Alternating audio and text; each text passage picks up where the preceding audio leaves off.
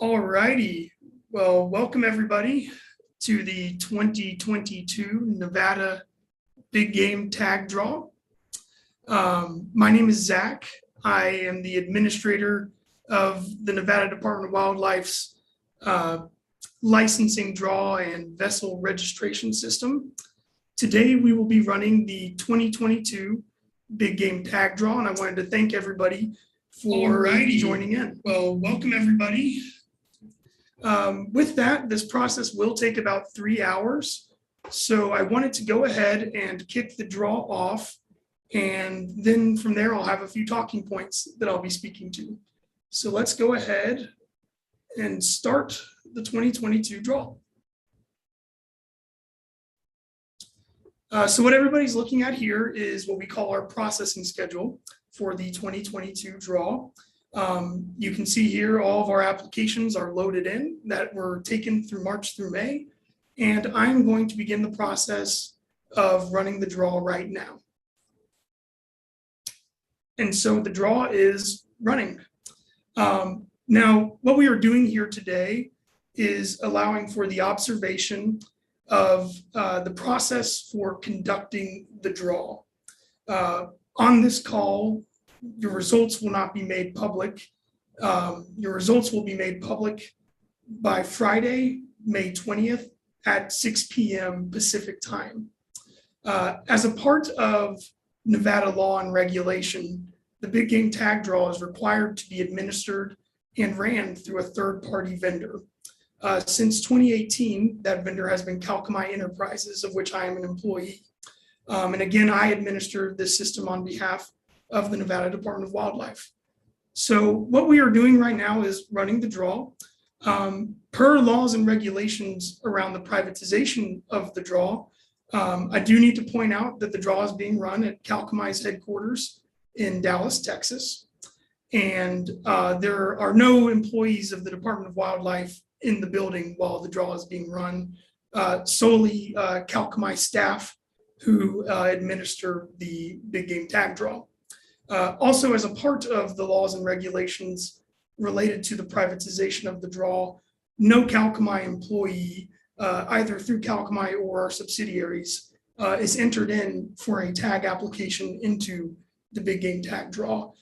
So I did want to quickly disclaim that as we go through. Now, we do not have any members of or staff of the Nevada Department of Wildlife in the building while the draw is being run. But virtually on the stream, there are two other folks who will be assisting me, not assisting me, but providing commentary to the public around the process and any questions that may come up. So with me is Craig Burkett, Deputy Attorney General for the state of Nevada. He is here to oversee the process and make sure that it is run in compliance with Nevada laws and regulations. Also with me here is Game Chief at Endow, Mike Scott.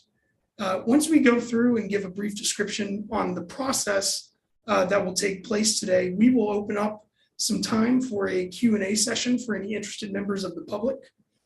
You can type in your questions to the comment in YouTube, and we will do our best to answer those in the order that they come in. So I'm really here to answer questions related to the draw, the process and the mechanics of it. And Mike Scott is here to answer any questions related to anything related to biology you may have. So what I've done is you'll see here, the draw is processing, and we do have the time stamped here, 9:01 Pacific time. This is the 2022 Big Game Tag Draw, and this is the fifth one that Kalkamai has ran since our contract was initiated with the Nevada Department of Wildlife in 2018. Before I get into some of the mechanics, I do have some highlights from the application period this year that I think people may find interesting. So this year in Nevada, we had a record number of tag applications submitted. This year, 408,337 applications were submitted in Nevada. That is a record for the state and is a 3.7% increase in applications over the year prior. Since the first year that Kalkamai ran the draw on behalf of Nevada Department of Wildlife, we've seen a 38% increase in the number of applications. We've also seen this year that more applications have marked themselves to be an alternate. So we'll have a larger alternate list this year. In total, 139,749 applications were marked as an alternate. That is up almost 24% from last year, where only 112,000 applications were marked to be an alternate. Now, with the increase in applications, you may be wondering if that equates to an increase in people. We actually did see a small decrease in the number of people applying for tags this year. So this year, 84,434 people applied for tags in Nevada. Last year, 85,056 clients applied for tags in Nevada for the year 2021. So that does represent about I think a 0.37 or a 0.7 decrease in the number of people, but we are seeing more applications submitted on average by each individual. Other interesting things to note, of the 84,434 people who applied for the 2022 Nevada draw, 8,809 are reactivated hunters. So these are people who applied at some point in time, did not apply last year, and came back and are back in the game now for the Nevada draw. We also saw 3,467 new applicants this year, the majority of which are resident youth in Nevada as they age in and become eligible to participate in the draw and earn bonus points. So what you're seeing here on the screen are all of the applications that can be submitted. And you'll notice at the bottom of the screen here, we are going to be showing a number of entries generated, and the page is going to refresh every so often to update that number of entries generated. So what happens when we kick off the draw? The first thing that we do is we evaluate the bonus point total of every application. And every application is assigned some random numbers based off of how many bonus points are on that application. What we do in Nevada, we use a bonus point system. It's not a true preference point system like you may see in other states. In the bonus point system, we take the number of points for your application, we square that number and add 1 to it for your application this year, and that determines the number of random numbers that are assigned to your application. So just a quick example, if I have 10 points for a given species and I apply for a tag for that given species, the draw is going to look at my application, see that I have 10 points, square that number, so 10 times 10 is 100, and add 1 to it. So that would be a total of 101 numbers that are assigned to that one application that go into the draw. This is what takes the largest amount of time, is generating those random numbers. This year, I would expect close to 9.3 million random numbers or entries generated into the draw. And that will be the longest part here of our draw run. So you can see here we're at 25,262. That number will refresh as we go through different species, perhaps not in real time, but you'll see that increase, and I'll try and give updates on what species we are on as we go through that.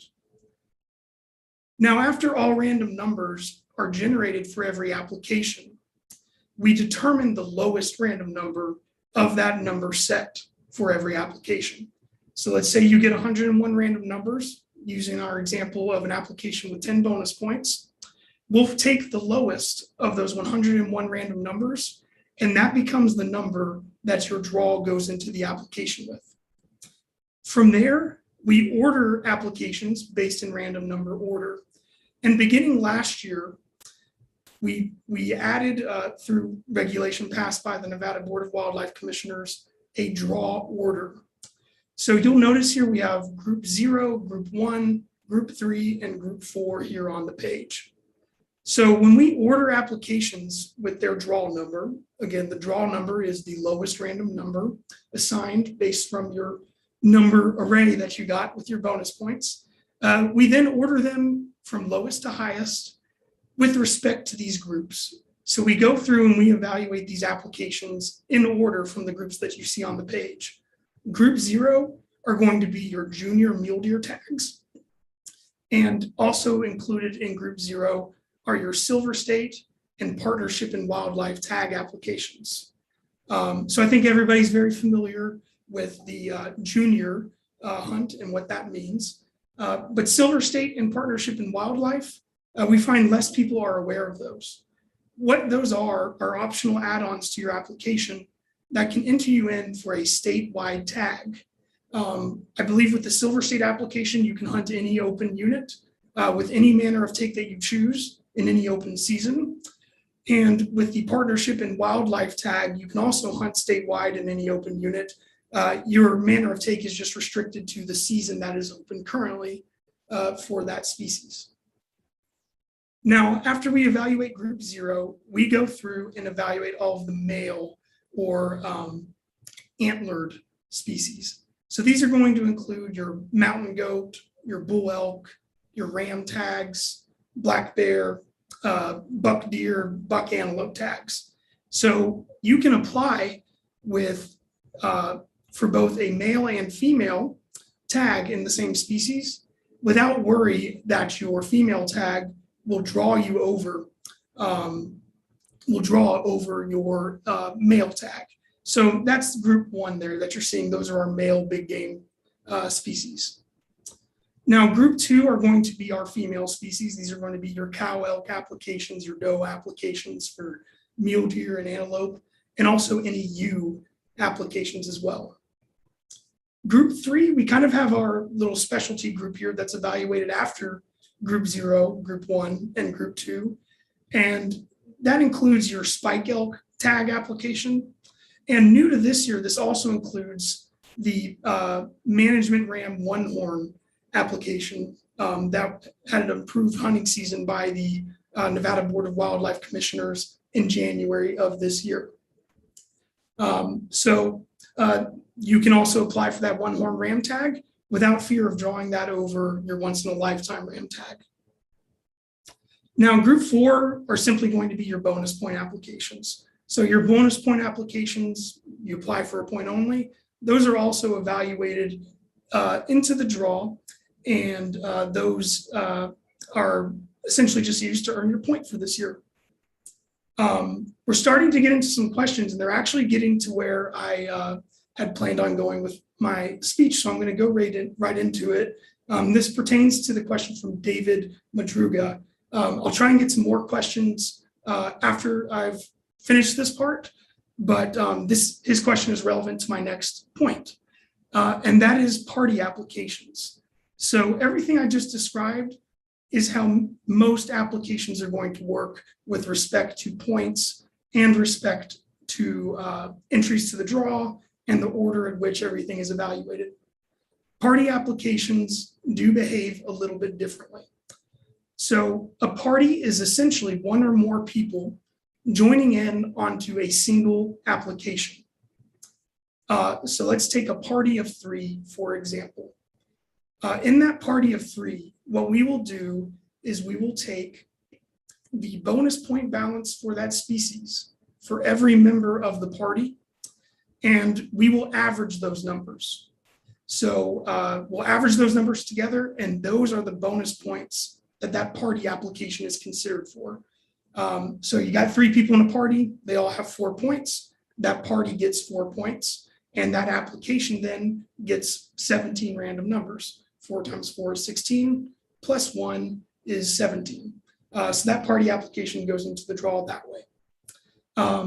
Now, in party applications, there are a few other nuances that applicants should be aware of, and we do our best to educate folks on this. The first one is with respect to tag quota. So a party application, let's say using our example of 3 people in a party, when your draw number comes up for your party application, there must be at least a number of tags available for each of your hunt choices remaining in the draw in order for your party application to draw. So let's say, for example, you have a party of 3 people, your draw number comes up and your application is being evaluated. If there's only 2 tags left in that pool that your party has applied for, your application is going to be marked as unsuccessful. And then we go to the next application and see if we can fill that other 2 quota. With respect to mixed parties of residency, so we do have one big game species in Nevada where residents and non-residents can apply with each other on a party application, and that is for antlered mule deer. So when your application is evaluated for antlered mule deer, there must be quota available in both the resident pool and the non-resident pool in order for that application to draw. We see it happen quite often where a mixed residency party is being evaluated and there's plenty of resident quota left over to cover the number of people in the party, but we've already allocated all of the non-resident tags for that hunt in the draw. With there not being any quota to fill for the non-resident in the party, then we would mark that application as unsuccessful and go to the next one. So when applying with non-residents, I would always be very careful and look at both the resident tags available and the non-resident tags available. Let's say you have a party of 5 people and there's a non-resident hunt where we only have 4, and you have a non-resident on your application, you're not going to draw that tag because there's not enough tags left over. And when we do calculate bonus points for a party, we do use a standard rounding convention, meaning that should a number come to 0.5 or greater on a whole number, we'll round those points up. So 3.5 would round up to 4, 3.7 would round up to 4, and anything lower than 0.5 would round down to the next lowest whole number. So once we go through, we generate numbers for all of our applications, we determine the lowest random number, we then order those applications with respect to these groups, and each time an application is evaluated, we look at all 5 choices on the application. So we evaluate your first choice first and see if there are any tags available for that first choice. If there are, your application is marked as successful and we go on to the next application. If there are no tags available for the first choice on your application, we go to the second, evaluate that all the way down to the 5th choice. And if no tags are available left for your 5th choice, we mark that application as unsuccessful. That part happens relatively quickly. There will be a distinct change on the screen here when we go through and begin actually ordering applications and evaluating remaining tags. What we're doing right now is simply generating the random numbers. That's what takes the bulk of this time. And again, this will take about 3 hours total from start to finish. We've had a lot more people join. So to conclude this part of my presentation, I do want to reiterate that draw results will not be made public on this YouTube stream. Again, if you'll remember from the very beginning, we had over 408,000 applications submitted in Nevada this year.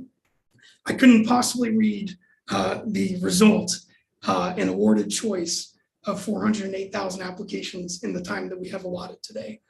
Draw results will be made available on May 20th, this Friday, by 6 p.m. Pacific time.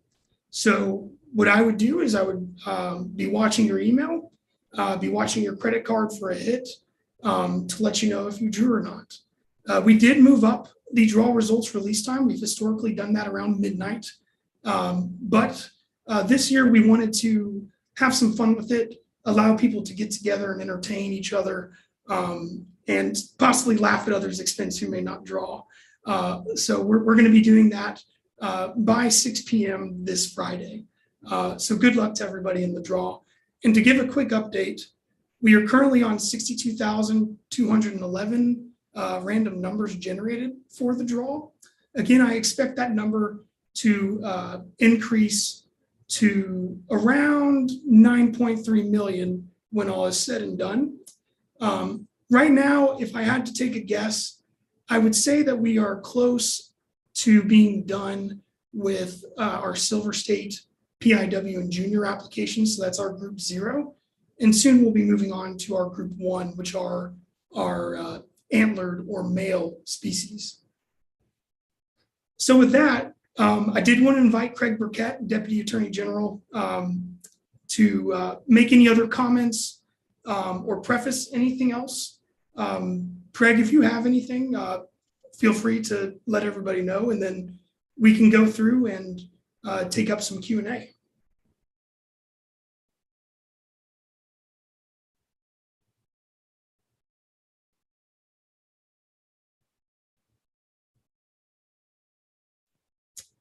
Looks like Craig may be having some trouble getting into YouTube, so we'll have plenty of time for Craig to comment later. So we'll take Q&A right now. I'll be looking at the chat in YouTube, and I'll be giving some periodic updates on the progress of the draw. The first thing I see here in the chat is how many PIW or Silver State applicants per species were there this year. I don't know that off the top of my head. That was asked by Rick Duenas. I hope I pronounced your name right. But we will give a detailed presentation to the Nevada Board of Wildlife Commissioners at their August meeting. And that presentation will be made public record for access. What I can say is, off the top of my head, I do know that we do issue 5 Silver State tags and 34 partnership and wildlife tags. I also see a question from C&B Platts 32, a rough number of applicants this year. So we did see a record number of applications this year. We are up about, 3.7% from the year prior. This year we took 408,337 applications. That was submitted by 84,434 individuals, which is actually a slight decrease from last year. So a 0.7% decrease from last year. So we do see more applications being submitted, but a slightly less number of individual people applying for a Nevada tag. So as you can imagine, that does mean that our average number of applications per hunter are up this year. So more people are applying for more tags.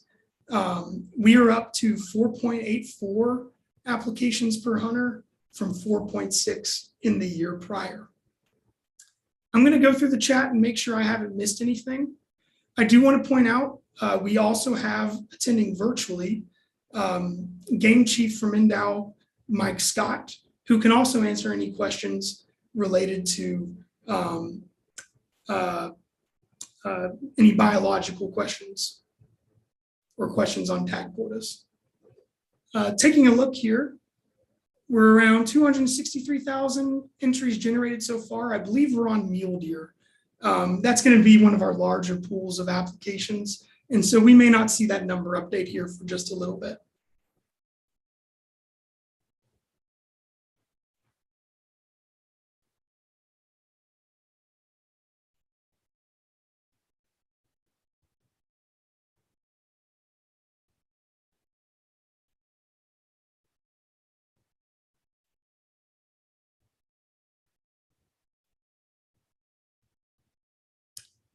So Kenny Scala has a question. Is there a different lottery per each draw of species? So it's not a lottery per se. The entire thing is the big game draw, where all species are evaluated all at once. Now, each species is considered as its own unique application, and so they are all considered individually as far as your species go. Big Lou has a question. What number of applications were bonus point only? Big Lou, I don't have that number off the top of my head, although I believe it is around ballpark 10 to 20,000, I'm going off the top of my head, about 100,000 bonus point only applications submitted.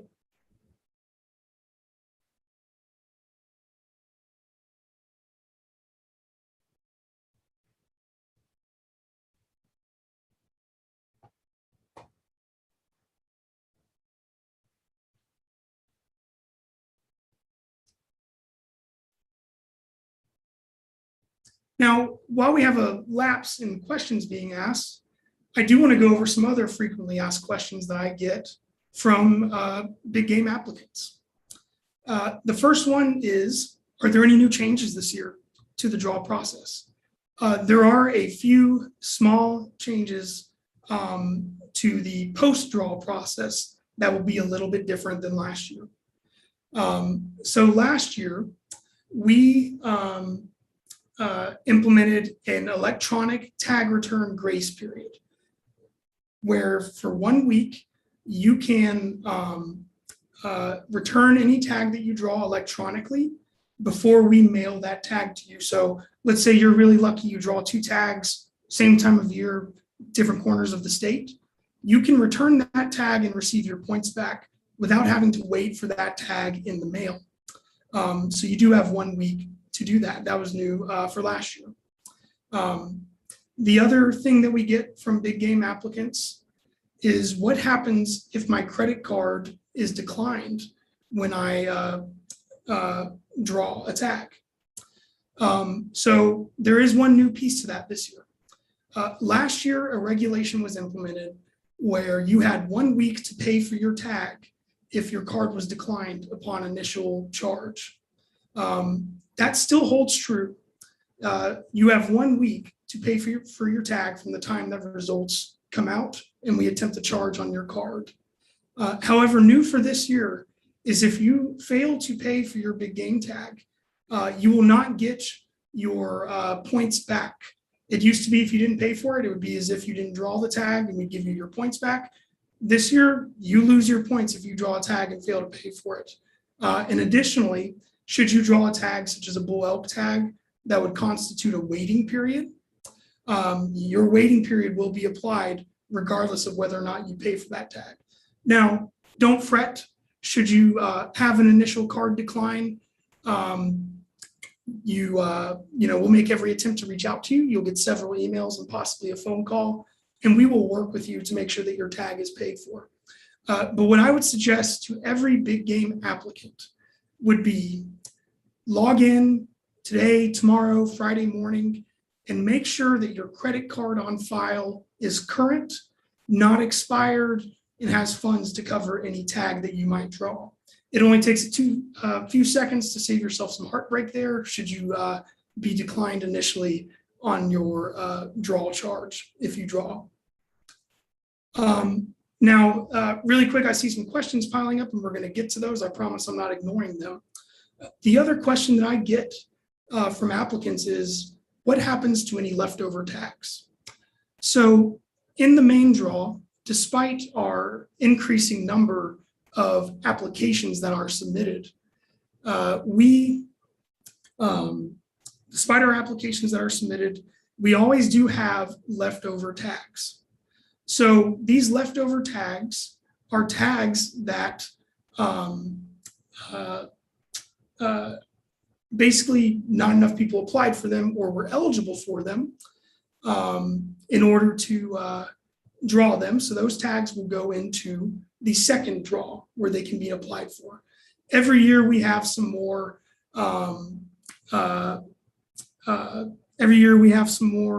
Leftover tags in Area 10, particularly the archery hunts and the junior hunts. So those will go into the second draw. And then any tags that are returned with no eligible alternate during the 1 week grace period will also be allocated to the second draw. So be looking Saturday about for the leftover tag list to be posted. And then about 1 week later, be looking for an update in case any tags are returned with no alternate. Those tags will be available in the second draw. The second draw application period will open on the 6th of June and will go until the 13th of June. And the last question I get from a lot of applicants that I'd like to answer here before going into the questions is, I'm losing it. The last question that I get from applicants, I guess I forgot that, so I better come back to that one. I'm kind of on the spot here. But let me go through and answer some of these questions. I do see some questions that are going to be best directed to Mike Scott. So I'm going to go back into the question history and answer some of those as quickly as I can. Jeep ZA asked, what % of out-of-state applicants?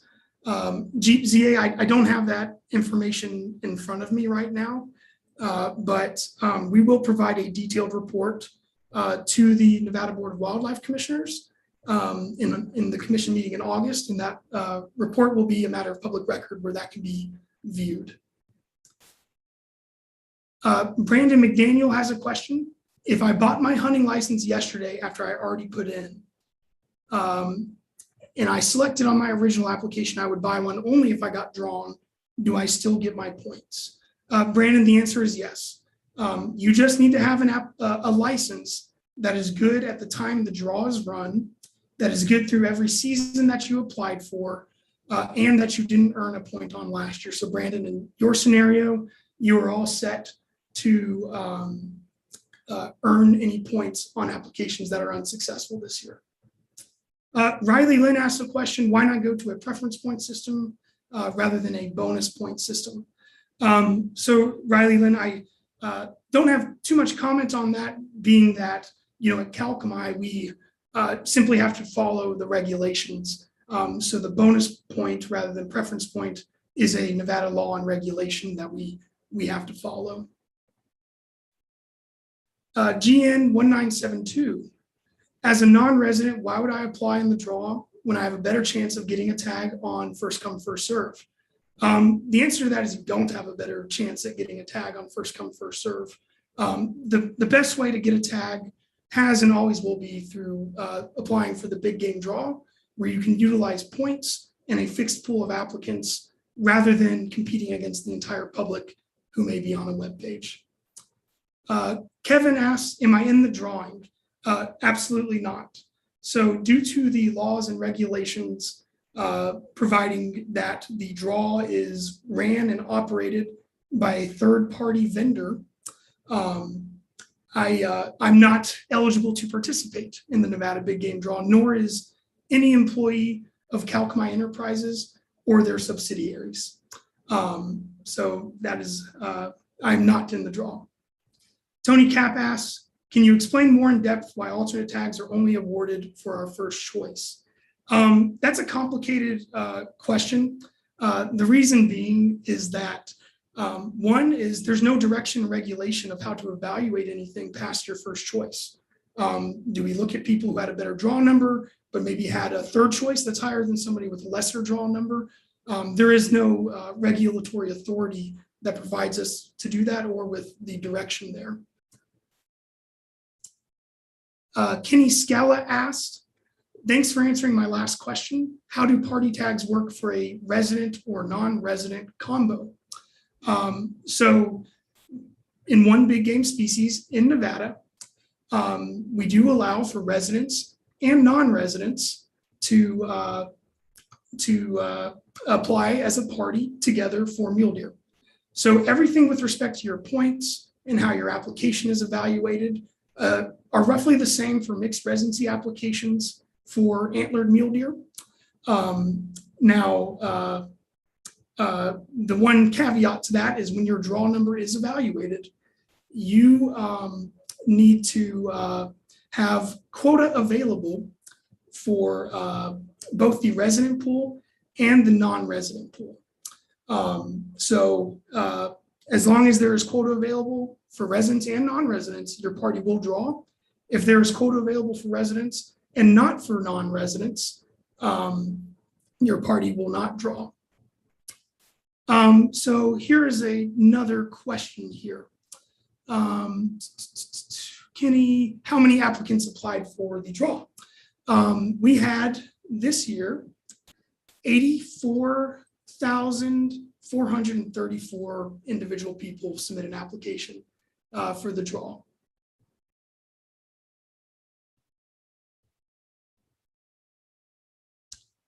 Dustin asks, does the new Onehorn sheep application take away your sheep points? The answer to that is no. So think of it this way, everybody will always have 0 points for a Onehorn ram application. So if you draw that tag, it doesn't affect any of your ewe or ram points.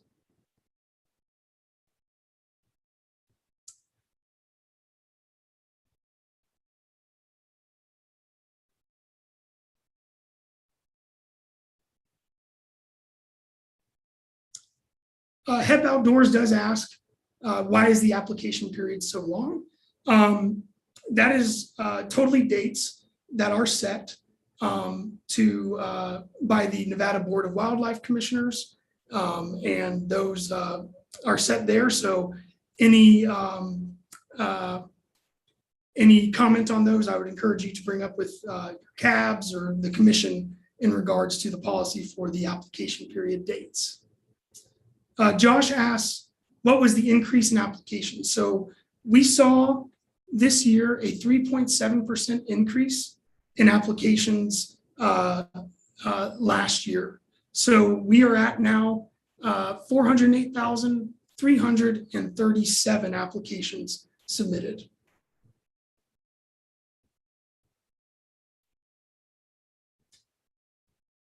I would imagine that increase in applications, but the actual decrease in number of people applying, people are submitting more applications on average. A lot of that could be, we introduced the California Silver State tag or California Ram Silver State tag. And we also introduced that Onehorn Ram application.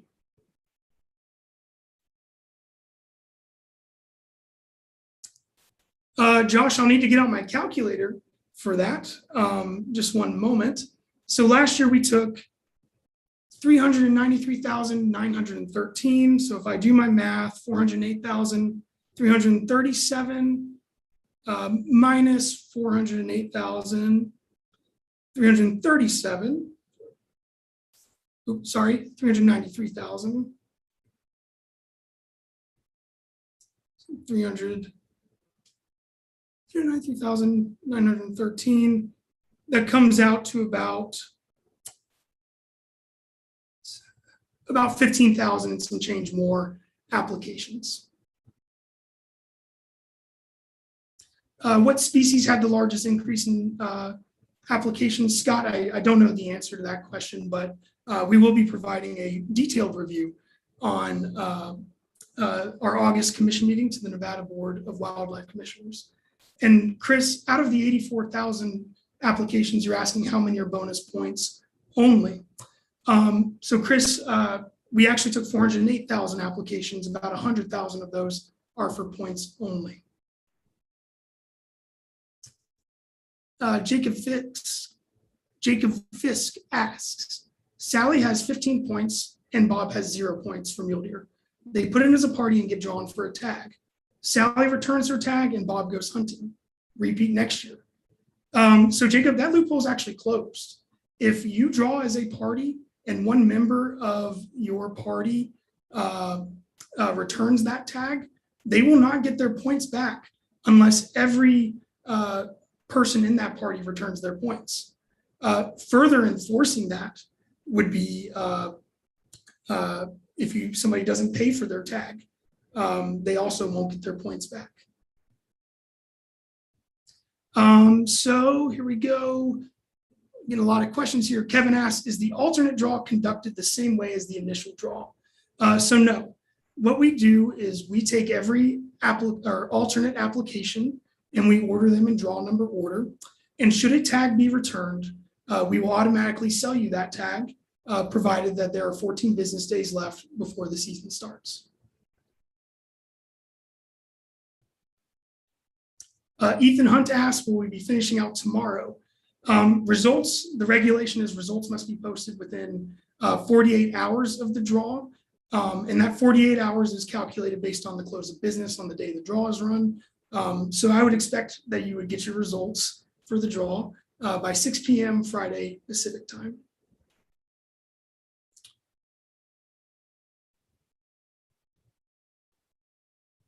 Somebody asked, what circumstances can somebody lose their points? You can lose your bonus points in two ways. One would be if you draw a tag, and drawing a tag obviously would revert your points to 0. The other way that you can lose your bonus points is if you do not submit an application for that species in 2 consecutive years. So you have to apply 2 years consecutively. If you miss 2 years on a given species, you will lose your bonus points. Riley Lynn asks, if the non-resident quota has been met and there are leftover resident tags, will they go to non-residents? So I can't tell, Riley, if you're asking if in a mixed party during the draw. If so, no non-residents will draw any of those resident tags. And then anything left over will go into the second draw. Brad asks, will the draw happen today and be on this stream? So yes, we are running the draw right now. We are currently still evaluating deer, so that's going to be one of our bigger ones. We should see this entries generated count creep up here rather soon. And we are basically allowing people to observe the process of running the draw. You will not know your results today. We couldn't possibly read the results of 408,000 applications in a timely manner. So this is solely just to allow the observation of the draw and to let people have some transparency into the process. Chris, credit card charges, those will happen throughout the evening. It takes a while to go through and process all of the credit card charges. So maybe not quite right at 6 p.m., but Friday night for sure, you'll receive a credit card charge if you're successful. Chris McPherson asked, when does first come, first serve start? That will be at the conclusion of the second draw, which we anticipate to be around July 1st. I do want to comment on one commenter here asking several questions about the first come, first serve program, especially with respect to bots and unfair advantages. So Kalkamai implements quite an extensive layer of monitoring over our first come, first serve process to ensure that no tags are achieved through unethical means. And there are several ways that we do this. A lot of people talks about CAPTCHAs and things of that nature. The truth is a CAPTCHA, those are not really an effective way to stop purchase bots. And should we implement a CAPTCHA, one can simply pass the CAPTCHA, get to the first come, first page, and turn their bot back on. We implement several layers of monitoring, most of which are proprietary to Kalkamai, which I can't comment on. But one of the things I do want people to rest assured on is that in reviewing all of our data from the first come, first serve period, there is zero evidence of anybody obtaining a tag through a purchase bot. So we have several ways that we monitor both proactively and reactively activities such as this, and that we have seen no evidence of purchase bots purchasing anything. Really, I just want to end that comment with, Commission Policy CR 2202 gives the department authority to suspend people who are committing suspicious activity on first come, first serve. So there are some pretty big consequences to that. And that's about all I'm going to comment on first come, first serve. We're really here to talk about the draw process and observe the process and have some fun with it and educate the public. Let's see here.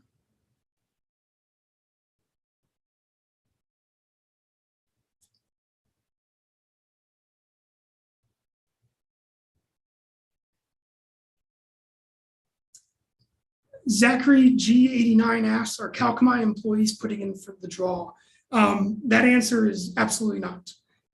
So the laws and regulations of the state of Nevada prohibit us from applying for the draw. So no employee of Kalkamai Enterprises or any of our subsidiaries has applied for the big game tag draw since our awarding of the contract with the Nevada Department of Wildlife. That being said, I am a hunter. It's a big part of who I am. I love to deer and turkey hunt here in Texas. So I'm one of you guys, and I certainly have a lot of respect for the activity. Jacob asks, what if the credit card charge doesn't go through? So if your credit card charge is not successful, you will receive an initial email almost immediately Friday night, letting you know that you need to go and update your card. We will continue to run cards for a 7-day period. So you have 7 days to update your payment method and get your tag paid for, at which time your tag will be forfeited and potentially go into the second draw or to an alternate hunter. So I would make sure, to every applicant, I would encourage you to log on, make sure that your card is current and set to your primary payment method on your account.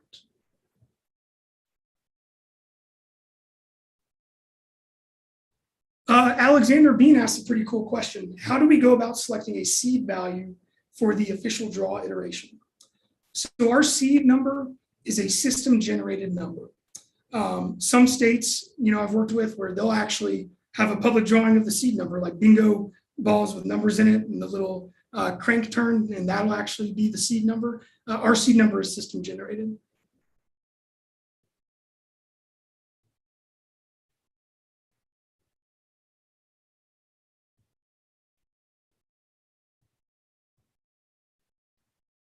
Let's see here.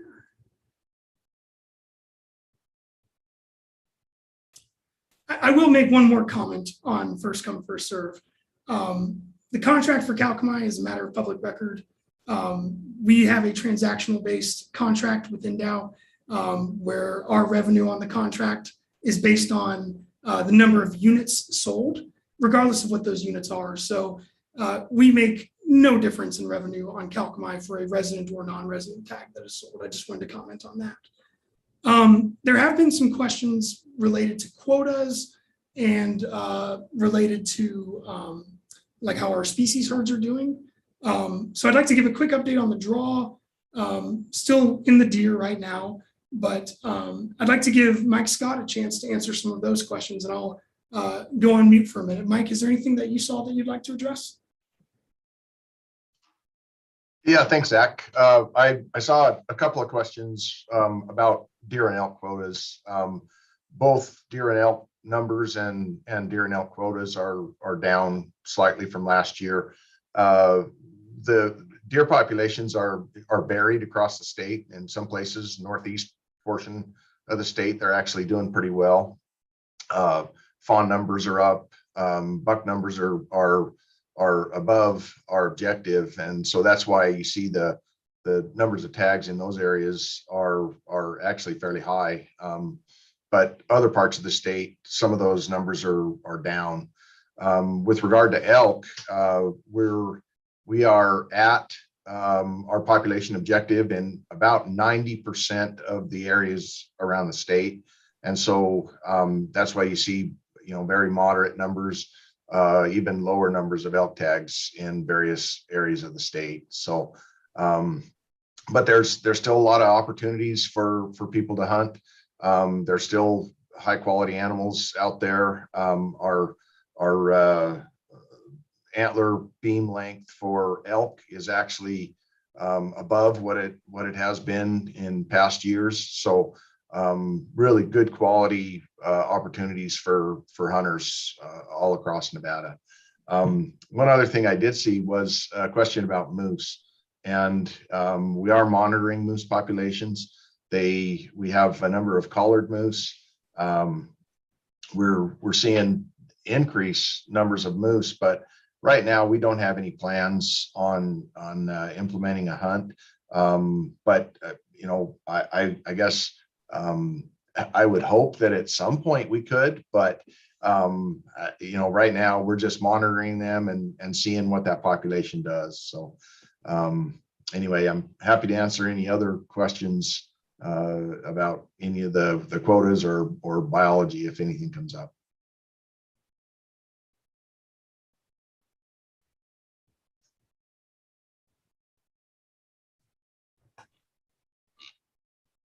Thanks, Mike. I appreciate that. I see James McMurray has a question. How long after the draw does it take for money to be taken from one's bank account if successful? That should be rather immediate during the results posting this Friday. So when your results are posted, we'll begin charging cards for successful tag applications. So you'll see that happening on Friday night should you draw a tag.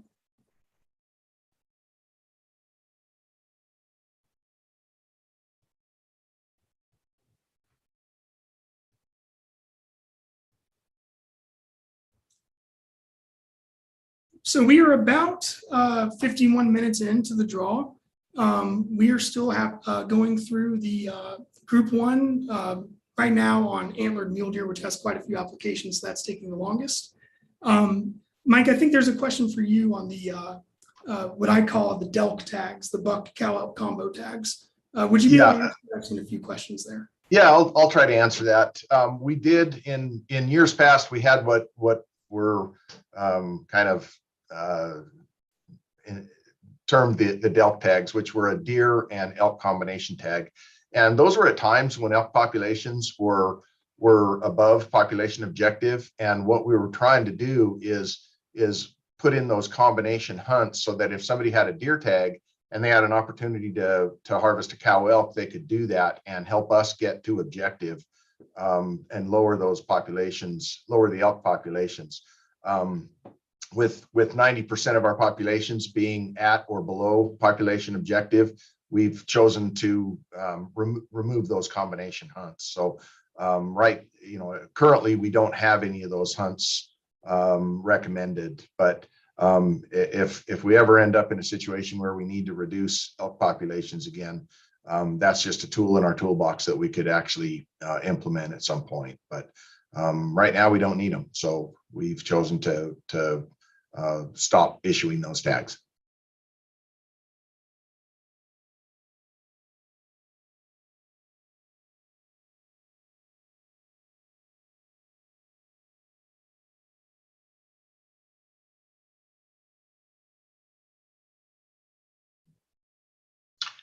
I see another question about stopping tags for a few years.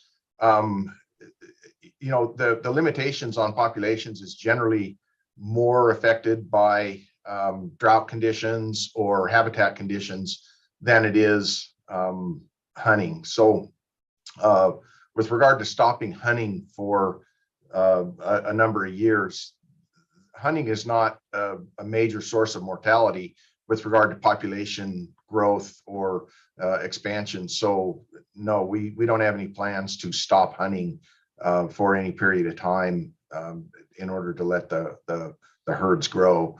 Removing some number of males out of the population is not an effective way of moving populations up or down. So it's more related to other factors. Thanks, Mike. And I see a few questions that came in for me. One I missed a little bit ago, which is our silver state tags, the same process, except everybody gets one random number and the lowest number is awarded the tag. Kevin, that is correct. So in order to apply for a silver state tag, your points are not considered. So everybody goes into the draw as if they had 0 points, which would 0 times 0 is 0 plus 1 is 1. So everybody gets one number for silver state tag applications. I saw one here from Nick Brancato. Is there a way to grandfather in safety certifications that were completed before Kalkamai into your user profile? So Nick, yes, there are. What you want to do if you were certified for boating, you'll want to go to the website endowlicensing.com. There's a little help widget on the bottom of the screen. You can upload a picture of your boater card and we can add that to your profile.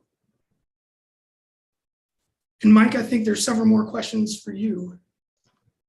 Yeah, I see that. bear sightings in the Rubies. We haven't had any bear sightings in the Rubies recently. We did have a confirmed sighting, I believe it was either last year or 2 years ago.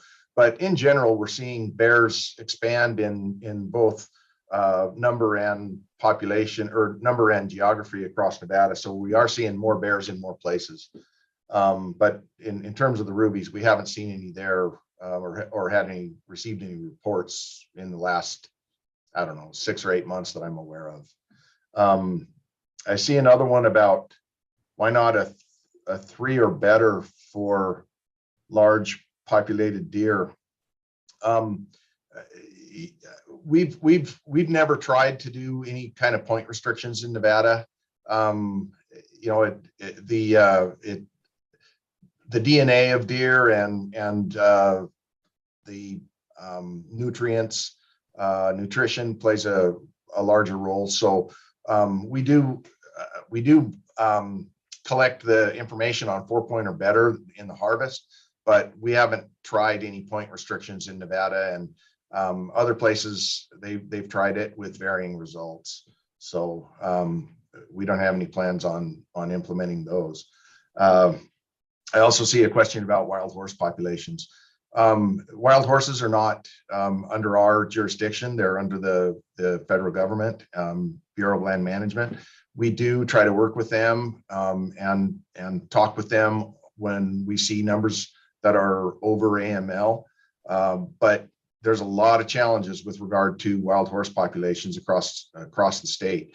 I do know the BLM has a plan. I believe it's a 5-year plan to try to get wild horse populations at or below the allotment management levels. But yeah, they definitely, wild horse numbers definitely affect wildlife populations. So we will continue to work with our partners to try to get them to have the appropriate number of horses on the landscape. But it's a challenge because it's funded at a lot higher level, which is Congress. So we'll work with them and try to get them to get those populations where they're supposed to be. But I believe it's going to be a few years before it actually happens.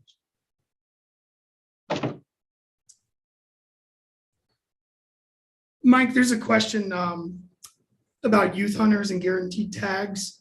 That's probably like a double answer between you and me, but I think you may be able to speak to more of the reason why.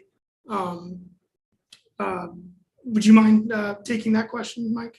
Yeah, I think that's a really good question. There are areas where juniors can get tags without, really, I think we'll have leftover tags in some areas. Part of the challenge is simply youth they're almost considered a different weapons group. They get 25% of the deer tags. And so, with regard to giving them a guaranteed tag, a lot of the juniors apply for areas that are either close to home or that are areas that are a little more easily accessible. A lot of the juniors have school and sports and things like that, so they tend to try to hunt in areas that are closer to the larger urban areas. And we just we provide them with a number of tags, and if we just simply gave them more tags, we would have to change the allotment of junior tags from 25% to a higher number. And that would definitely have to be something that would have to go through the Wildlife Commission. But that's why we just don't give them a guaranteed tag. Thanks, Mike. And I see a question from Nathan asking to explain the second draw again. So Nathan, the second draw essentially is a drawing for any tag that remains after the big game draw. So every year we do have some tags that not enough people list them on their application, not enough people apply for them, and those go into the second draw. You'll apply for tags in the second draw the same way that you applied for tags in the main draw. So same website, same application process. It should be very familiar to everybody. Also, during the second draw, you can purchase bonus points for any species you may not have applied for in the main draw. Now, going into the second draw, you cannot apply for a tag if you already own one. So if you draw a mule deer tag and you try to apply for a mule deer tag in the second draw, you're not going to be able to. And in the second draw, you can use any points that were earned in the main draw. So let's say you're unsuccessful, you get a point. That point goes to your application in the second draw. And if you draw a tag in the second draw, you do lose your points. Hunt NV asked a question, kind of again, Mike Scott and myself question. How many applications for mule deer tags? I don't have that off the top of my head, but the third part of this question is how many applications were submitted for the draw this year? That answer is 408,337, about a 3.7% increase from last year. And then Mike, I don't know if you want to address the question now for the population in the state for elk and deer. From I'm not sure where that one is. What question was that? It's just, what is the population in the state for elk and deer? I believe the number of deer is between 75 and 80,000. Elk, I think, is about I don't know, 13 to 15,000. So which are both down from previous years. And then I also see a question on antelope. How are antelope doing number and health-wise here in Nevada? Well, health-wise, antelope are doing fine. Their numbers are down. In certain areas of the state, we've seen really low fawn numbers for a number of years. And so you're seeing some of those populations contract quite a bit. And again, tags are down significantly for antelope in some areas as well. I see a couple questions that I can take a stab at here. So Josh Pogue asked, in what order will cards be charged, mule deer, elk? So there is no order to that. It's really just all of our pending charges enter into a queue and get worked one by one until they're all done. That's not done with respect to any species or anything else of that nature. Bradley asked, why is the management sheep hunt only for residents? I can't really comment on that, being that that is a regulation and policy set by the Nevada Board of Wildlife Commissioners. We simply at Kalkamai just implement the regulations into software. We don't make them or have much of an opinion on that. Stephen asked, when can you apply for the second draw? So the second draw application period will open on January 6th and be open for 1 week to take applications. I do want to point out, we've seen our number of entries jump up. We're now at 854,859. We're still moving through group 0. Things are going to be going much smoother, or much quicker, excuse me, as we get through and get into our antlerless species. I would say right now at 854,000 applications, we're kind of sitting there getting into the antelope now, your buck antelope tags. Jason, we appreciate the feedback and understand.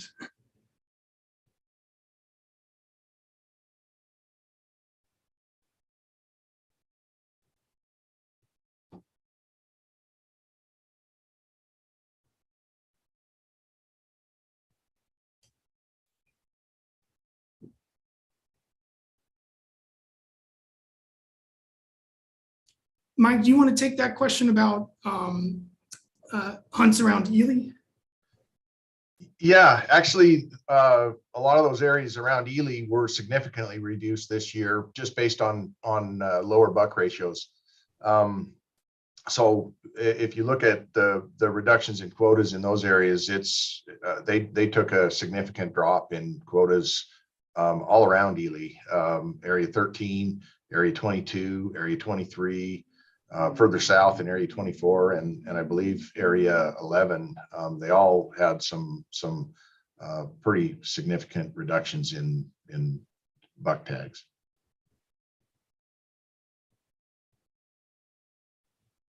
Kyle has a question.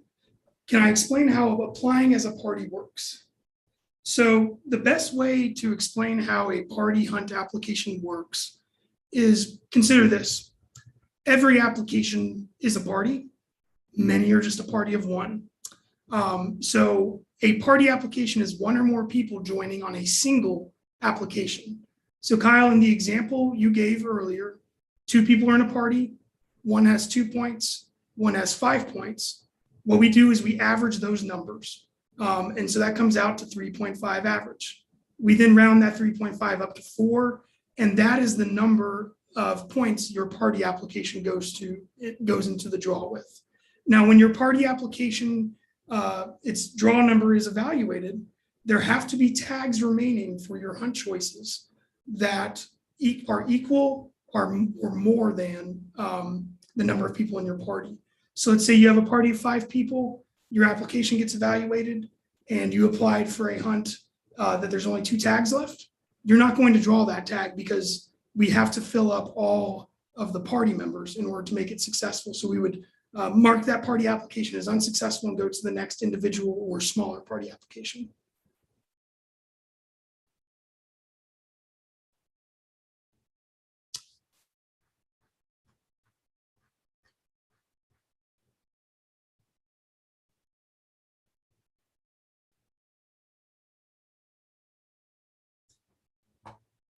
And I think I may have made a mistake on the second draw dates. Please forgive me.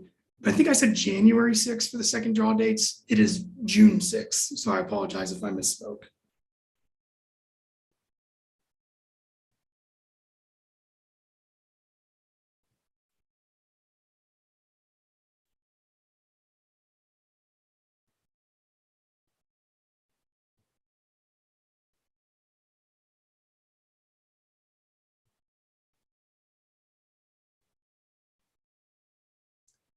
Right. Looks like we've gotten through some of the Antelope applications, generating numbers for those. So you're looking at here 977,214 numbers generated for the draw. So Jordan Stewart asks, if the drawing is today, will results be available today? The answer is no. So what happens is once the draw is run, the results are entered into a chain of custody process where one set of results is retained by Kalkamai or whoever the vendor is. One set of results is retained by the Nevada Department of Wildlife. One is retained by the Deputy Attorney General's office, and one is obtained by a third-party auditor. Those have to follow that chain of custody process. The results are signed off on, and then we release the results. So we have 48 hours to do that. So Friday, results will be made available. Kyle asks, can you apply with a party with somebody from out of state? The answer is yes, but only for antlered mule deer. Any other species, you're not able to apply with residents and non-residents into a party. So what that does to the different pool of tags is when your party with mixed residencies gets evaluated, not only do there have to be tags available to cover the number of people in your party, there also have to be tags available in the resident and non-resident pools for those tags in order for your party to draw. So you could be in a mixed residency party. There could be plenty of resident tags available and no non-resident tags available. Your party is still not going to draw because we have to cover the non-resident. And if there's no tag available, that application is marked as unsuccessful. Mike, I think we've got a question from Jason John and Gabriel Rains that are probably best suited for your expertise. Yeah, thank you. With regard to fawn and calf numbers since implementing restrictions on shed hunting, no, we haven't seen increases that we can for sure say is related to decreasing shed hunting, but the numbers are just as much affected by the environment as it is by what I don't know if I would call it harassment, but constant numbers of people out moving animals around. But we haven't seen a hard winter either. So, some of the restrictions on shed hunting were simply to try to reduce some of the numbers of people out there. And with regard to deer and elk, that's one thing, but just as big a concern is how that may affect sage grouse. And so, it's at a time when sage grouse are both strutting and nesting. And so that was, part of the whole reason for implementing some of the shed hunting restrictions was to try to just reduce the number of people that are out on winter range, which affects both big game and sage grouse. So with regard to actually measuring that, we haven't yet, but we've seen some challenges with regard to drought that are keeping big game populations at low numbers. So I can't say for sure, but then I saw another one, the unit 195 sheep population. I don't believe it's at 400. I think it's probably more, maybe around 100 to 150. But it's private land, and we do not have any plans to open up a hunt there anytime soon.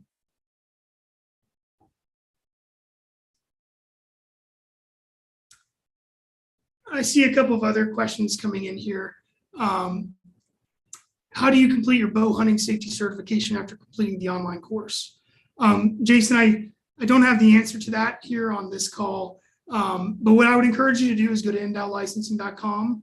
In the bottom right-hand corner, you'll see a little support option or a get help option where you can ask that question and somebody will get back to you pretty quickly. Let's see here.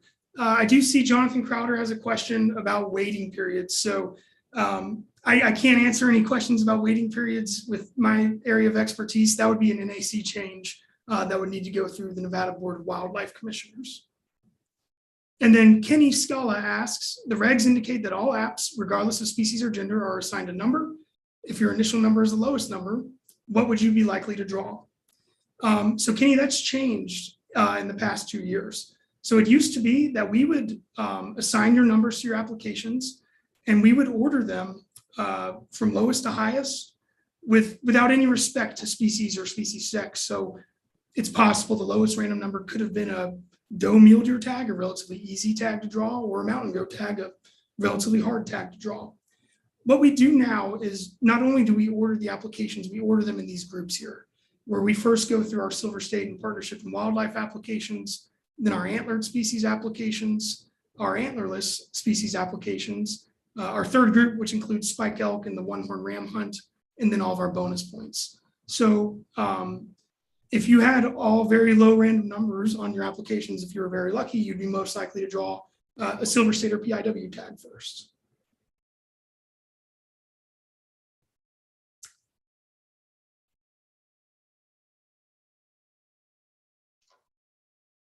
Zach, I see a question with regard to antelope and fawn numbers. I'll try to answer.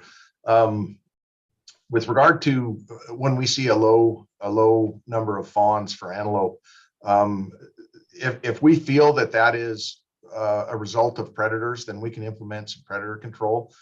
In general, we've seen that over a number of years in different places that we feel is more related to drought.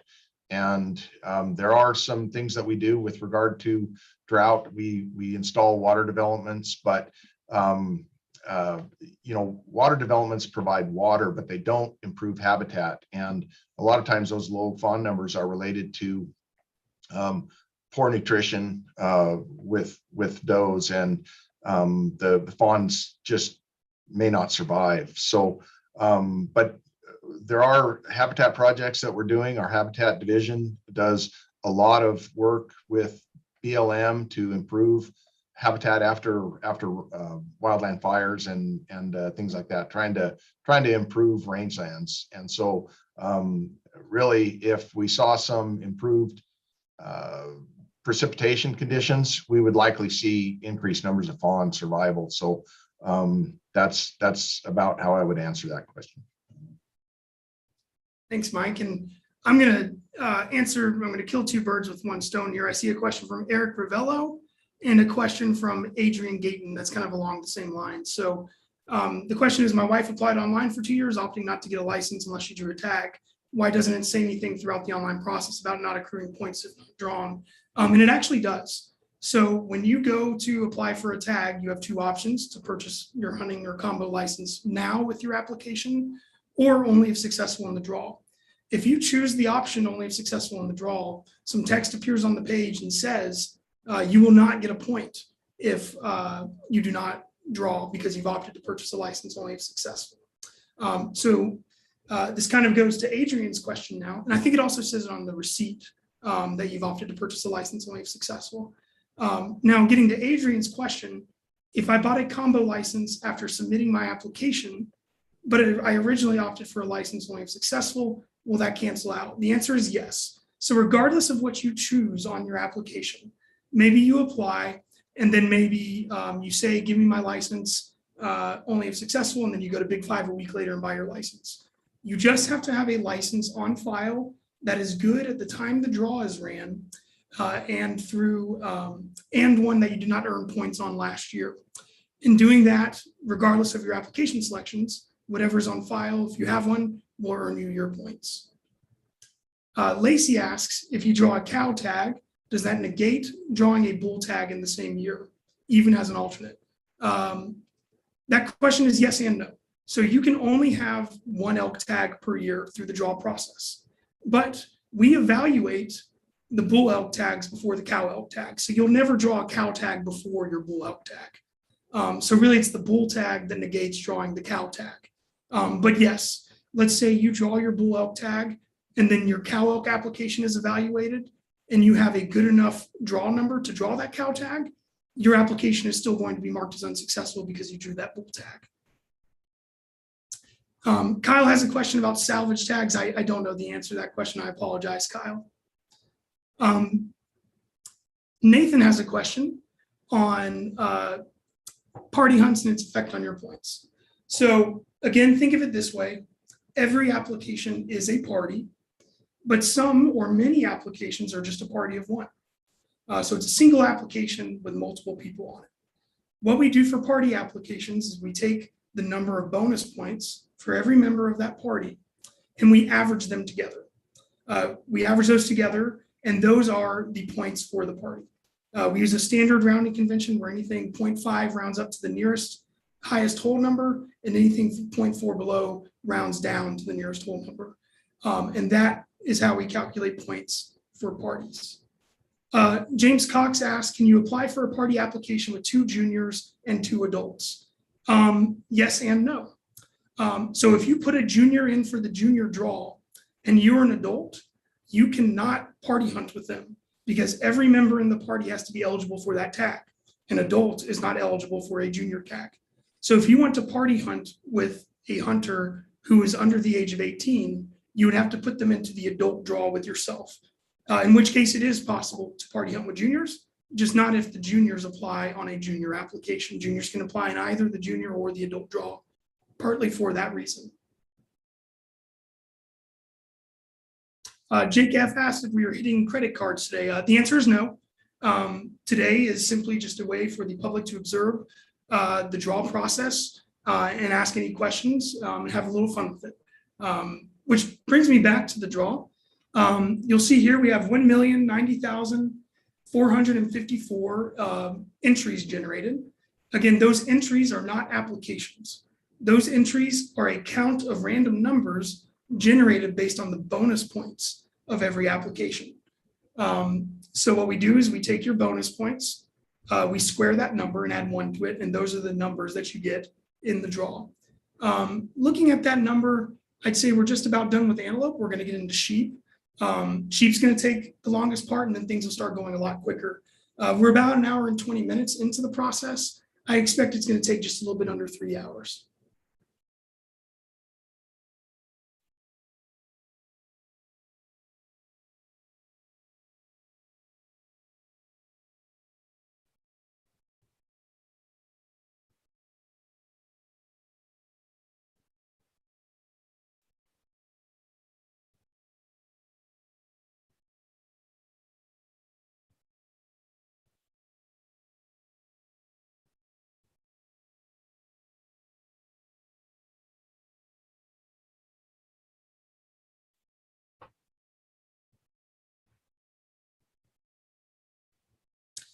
I remember now, at the beginning of my presentation, I was thinking of frequently asked questions I get from applicants on the draw process.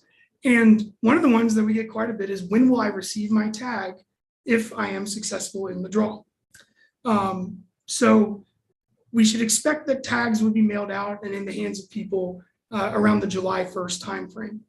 The reason that takes so long is after results are posted and made public, there is a 1-week grace period where you can return your tag electronically.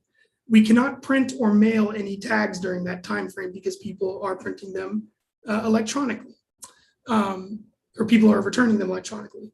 Once that period ends, the next business day, we do begin printing tags and mailing them.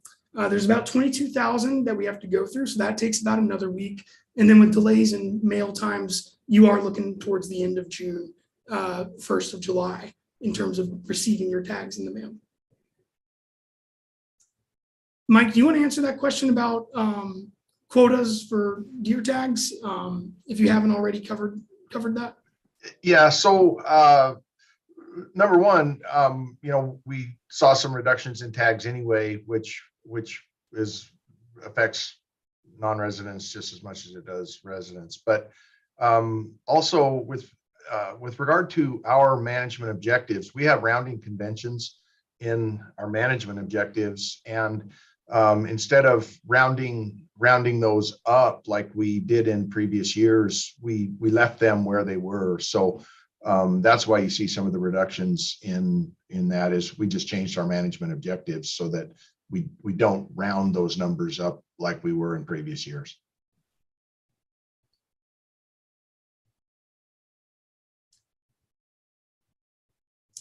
Stephen asks, I think your question, Stephen, was around party hunting. Is that the same for the second draw? The answer is yes. And Kyle Ebersole asks, can you get a buck tag and a doe tag? The answer is no. So you can only draw one tag per species. So you can only get one mule deer tag in Nevada, but your buck tag is evaluated before your deer tag. So you can apply for the antlerless species without fear of drawing the antlerless species and precluding you or excluding you from your buck tag. Devin asked, my son turns 11 this July. Can you apply for tags next year? Yes, he can. So to apply for tags, you have to be 12 years old by the time that the season starts. So that would mean that your son is turning 12 in July of 2023, which is before any of our hunting season starts. So your son is all set to apply next year, Devin. Lobo asked if the draw has started. Yes, we are going through it right now. If you look here, we are showing 1.4 million entries generated for the draw. So the way the draw works is we generate random numbers for all bonus points on every application. We then determine the lowest random number for every application out of the numbers that were generated. And then we order them within these groups. Our groups, as you can see here, group 0 being your junior deer tags and your silver state and partnership and wildlife tags. Group 1 being your antlered species. Group 2 being your antlerless. Group 3 being your one-horn ram and spike elk. Group 4 being your bonus point application. So we are well into the draw. We've generated 1.4 million random numbers. I expect that number to get up to about 9.3 million and start ticking a lot higher here very soon. I anticipate we'll be done by maybe noon Pacific time, maybe a little bit earlier. So once all random numbers are generated, we go through, we mark applications as successful or unsuccessful based on that, and that'll conclude the drawing. So I'd say we're about at the halfway through point right now of the draw.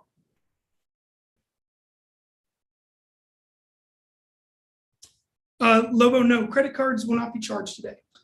Credit cards will be charged when results are released. Now, if your credit card is not successful in being charged, you run the risk of losing your tag, and we will attempt to charge your credit card on file multiple times. And Jeep credit cards will be charged on Friday.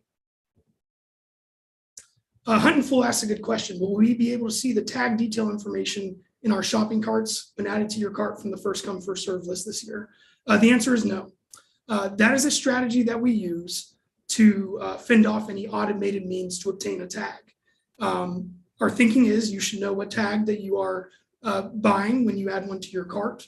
And if you don't, there's a good chance maybe you added that automatically and then are wanting to look at it to see if you drew it or not, or if you added it or not. So we have no plans to add any tag detail information to the shopping cart.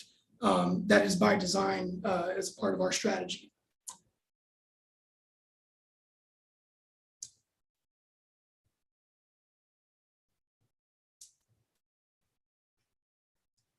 Lacey is asking, why is Antelope so hard to draw? I can't really speak to quotas or specific draw odds or anything like that with Antelope, but I would encourage you to make sure that you utilize all 5 choices on your application. And NDOW does a really good job of putting out application statistics about, here's how many people had this tag as their first choice, how many people had it as their second choice, that you can do a lot of good research on in order to calculate your draw odds. Chris McCarthy asked, oh, go ahead. I was just going to add to that, that question about Antelope. I mean, I would encourage Lacey to look at the draw odds in different areas. Some areas are a lot harder to draw than others. And really all tags in Nevada are somewhat hard to draw just because you have a lot of people that are applying for a low number of tags. So, it takes a number of years to draw some tags in Nevada. So I see Chris McCarthy with a question here. If you draw a buck tag and are part of the party doe tag, are you just removed from the party, or is the whole party removed if they don't have buck tags? So that's a great question. You can apply in a party for deer and cow elk for that matter, where you're in a party there, but you may apply as an individual for your elk application. If you draw for a bull elk application, applying for that individually, as opposed to a party hunt for a cow elk application. If you draw your bull elk tag first, you are simply removed from the party for cow elk. And in doing so, your party members are still eligible for that tag, but you are just removed and your application is marked as unsuccessful there. NorCal Hunter asks, is any information from our hunting license profile used to determine random number generation? Absolutely not. Random numbers are generated indiscriminately to anybody's personal information. Absolutely not. USA Outback asks about waiting periods and things of that nature. Anything with regard to that would be set by the Nevada Board of Wildlife Commissioners, which I'm not really equipped to speak to.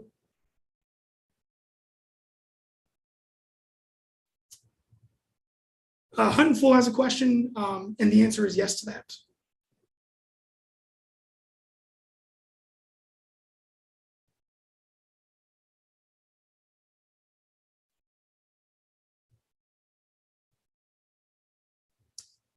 Daniel Fisher has a question. How can people with the most points are not automatically first in line and then go to the end of the line? So the way points work in Nevada, it's a bonus point system. It's not a preference point system that you may see in other states. So in a bonus point system, everybody has an opportunity to draw a tag. What we do is we take the number of points on your application, square that number, and then add 1 to it. And those are the numbers that you get for your application. So it is entirely possible, but less likely, that somebody with a lower point balance could draw above somebody with a higher point balance for identical hunt choices. That is all based off of your points and things of that nature.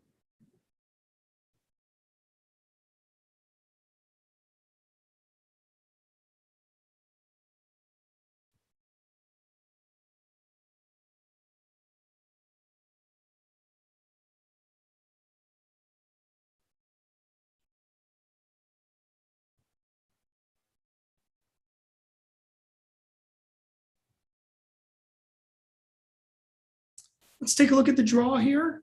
Now up to 2.2 million random numbers generated. So we're humming along just nicely.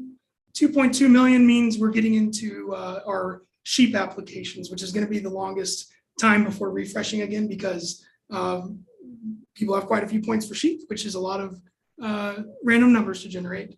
once we get through that, things should speed up nicely and should be well on our way to concluding the draw.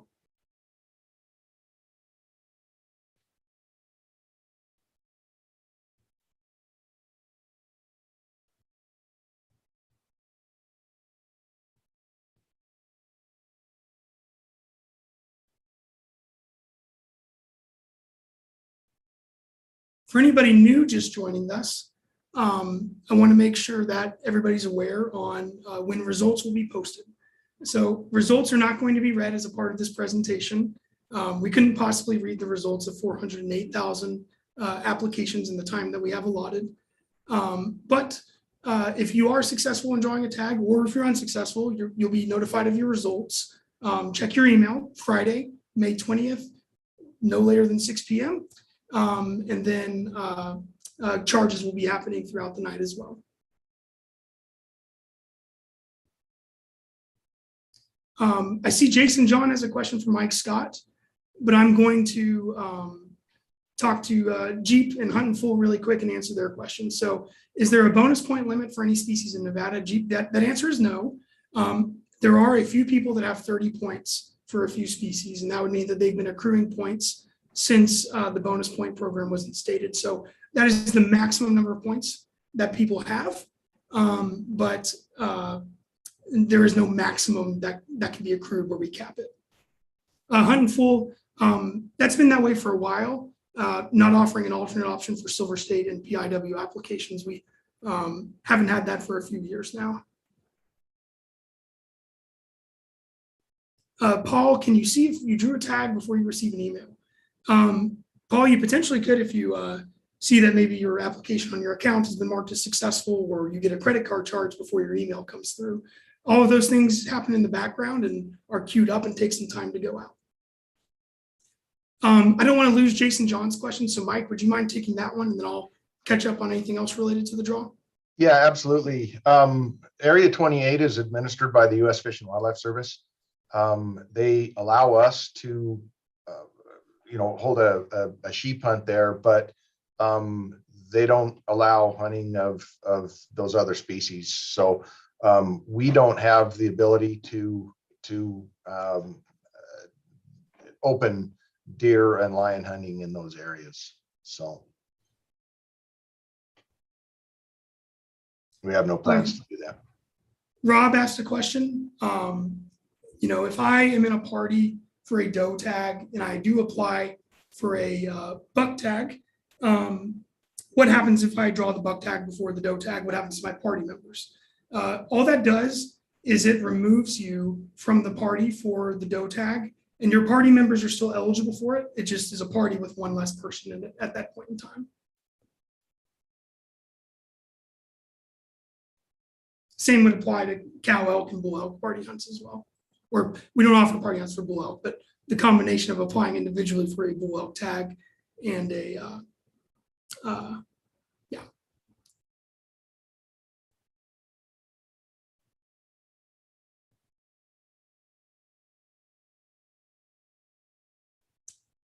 Mike, I think you've got a question from Nick Brancato.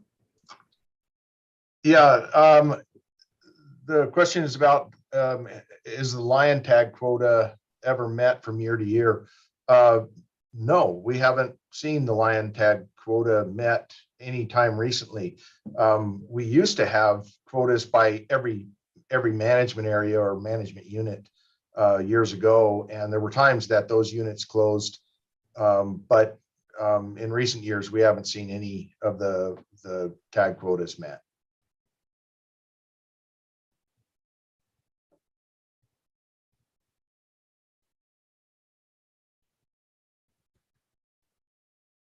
All right, sitting at 2,831,660 random numbers generated for the draw.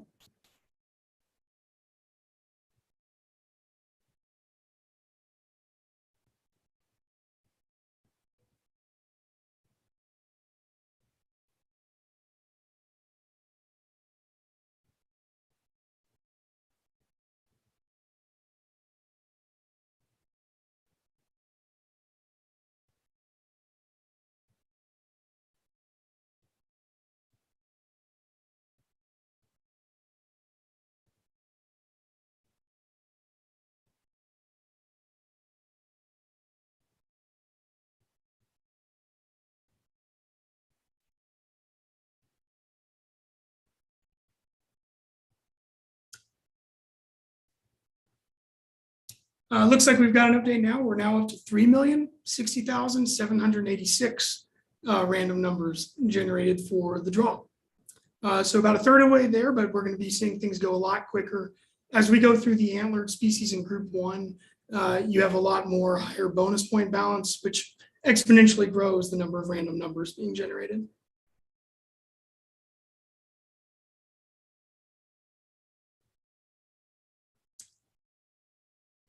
Mike, that's a good question for you regarding potential for moose hunting in Nevada. Yeah, again, we're seeing moose numbers increase. We have a number of moose that are collared. We have reports of them.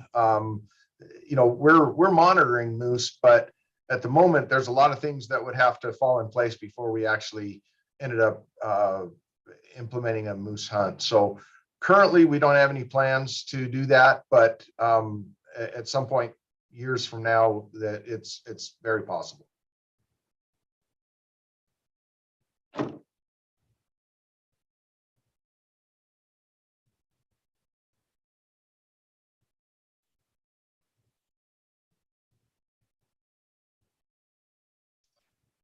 Yeah, with regard to moose, they're really up in the northeast corner of the state, areas 6, 7, and 10. We do have moose. I believe, I'm not sure what the numbers are. It would be a population estimate, but I believe that they actually observed over 30 of them on deer and elk surveys this year. So the population's there, it's growing, but again, we don't have any plans to implement a moose hunt at this point.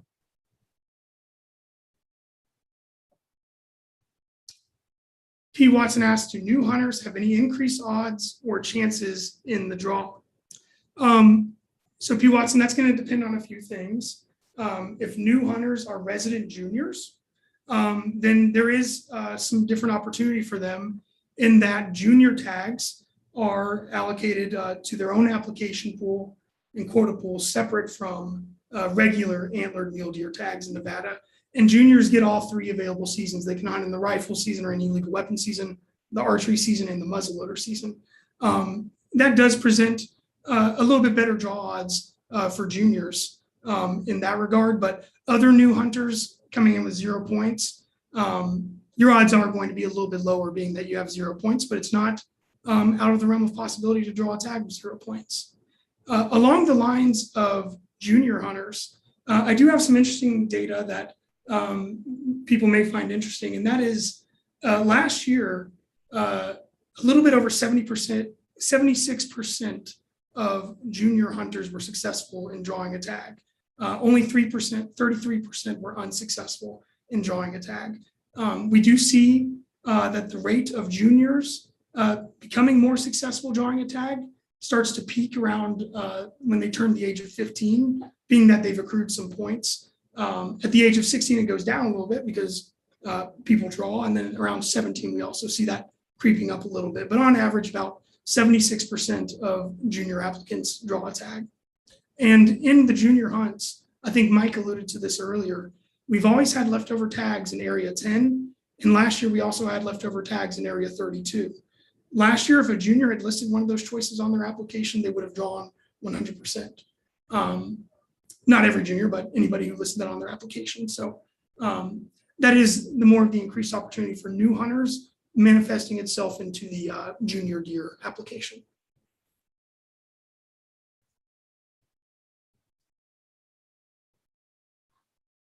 Okay, now we're up to 3.7 million on our numbers generated for the 2022 draw.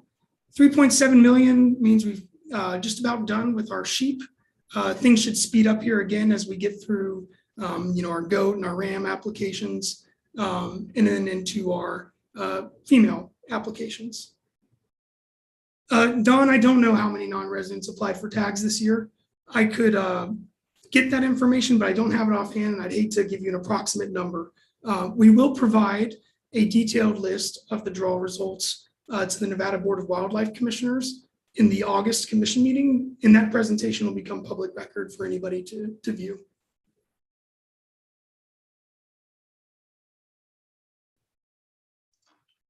Zach, I see a question about wolves. We do have some confirmed wolf sightings, particularly in northern Washoe County. We've had collared wolves from Oregon that have moved over into Nevada and actually moved way south down and ended up, I believe, down around Los Angeles and got hit by a car. But we have had some other sightings of wolves in northern Washoe County. And so they do frequent our state, but to our knowledge, we don't have any established packs that are in Nevada.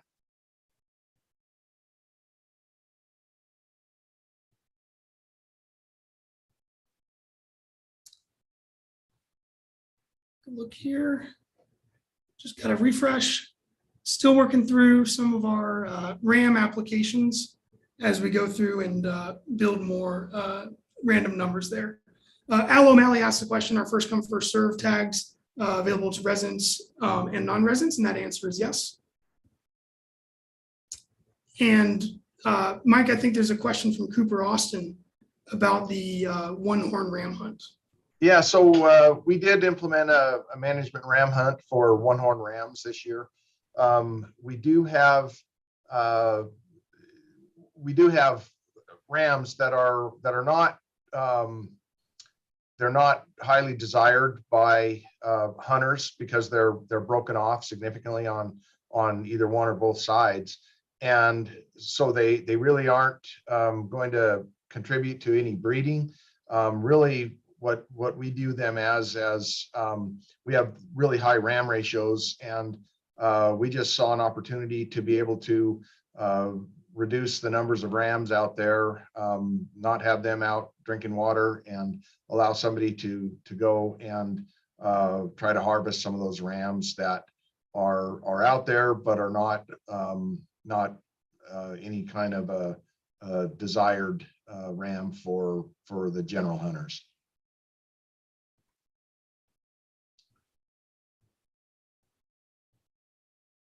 I see another question about confirmed versus unconfirmed on wolves. The confirmed sightings that we have on wolves is when somebody has a photo of them.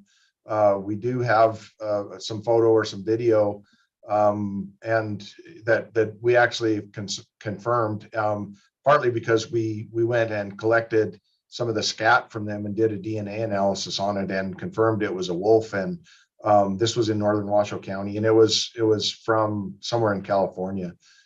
We do have unconfirmed sightings. We get those all the time. Well, I shouldn't say all the time, but on occasion, we do get people that either send us photos of animals. Sometimes they turn out to be domestic dogs or coyotes, and other times we just can't tell. So when we have a confirmed sighting, it's because we have evidence that it's actually a wolf. So that's how I would try to answer that question.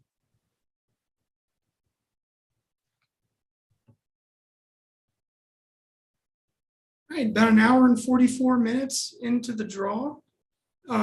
We've got about an hour and 15 left till things will be completed. Once all of the random numbers are generated, we will make the results of the draw, and then we will take the results of the draw, download those through a chain of custody process, and that'll conclude our meeting. But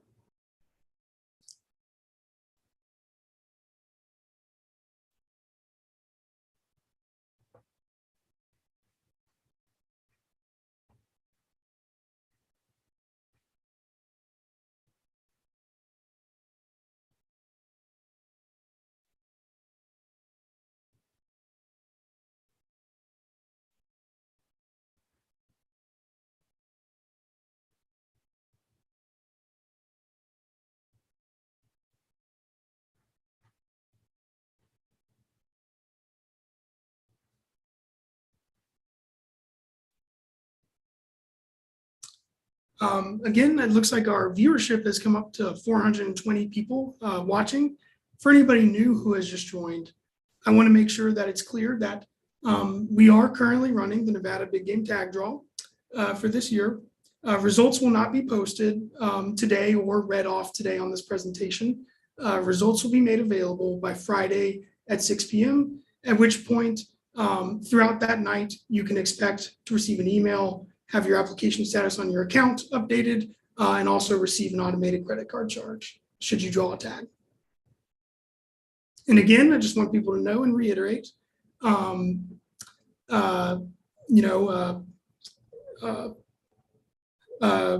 would always make sure that your credit card on file is up to date, isn't expired, and has enough of the funds to cover the tag. So Jared Seacrest, I think I started speaking right when you answered it, but results will be made public by 6 p.m. on Friday.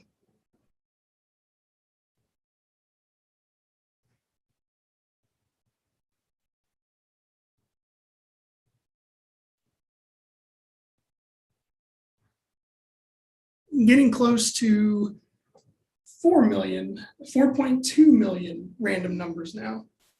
So seeing that tick up quite a bit as we get into some of our other species, going right along there. Hey, Melissa, you asked, why are there tags left if everybody who put in didn't draw? The answer to that is, if people don't apply for a particular area or a particular hunt, those are going to be left over. So we usually see, I'll use the example of Area 10, we usually see some archery tags left over.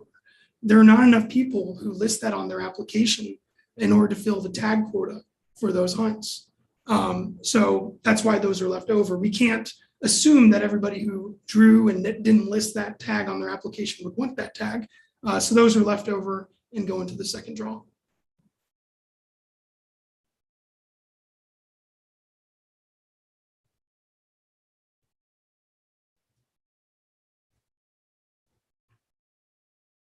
Now up to 4.492 million entries.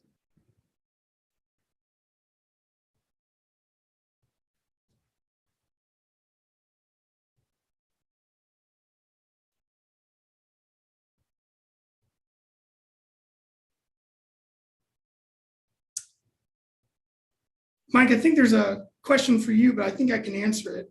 And that's from Josh. And he asks if the law changed for juniors that they're only eligible until 16 rather than 17. That answer is no. So being a junior hunter, you can apply for a junior tag right now if you are 17 years old, provided that you don't turn 18 before the season ends.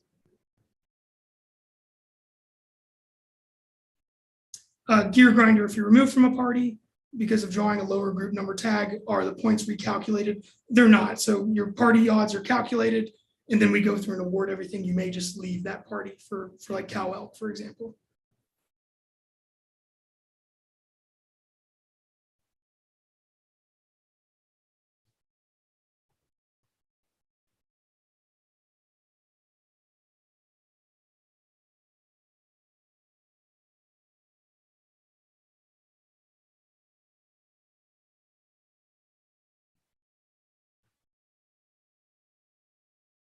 All right, getting up to 4.7 million numbers generated now.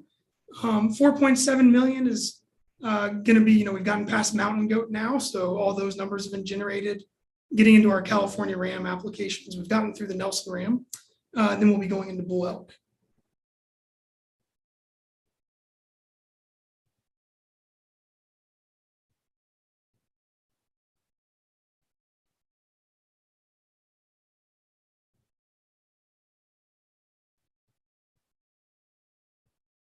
And again, one of the questions that I get quite a bit from applicants is, when will I receive my tag if I am drawn? So we cannot begin printing tags first until the results are released, because we have to know who was able to pay for their tags. And also not until after the 1 week grace period to electronically return a tag. After that is done, we can begin printing those tags on the next business day. There's about 22,000 tags that we have to print, stuff into envelopes, and get mailed out. And so we really can't begin printing that until the first week of June. It takes about a week to print all of the tags, and then however much time for mailing. So I would expect that the latest your tags would be arriving around July 1st if you draw a tag.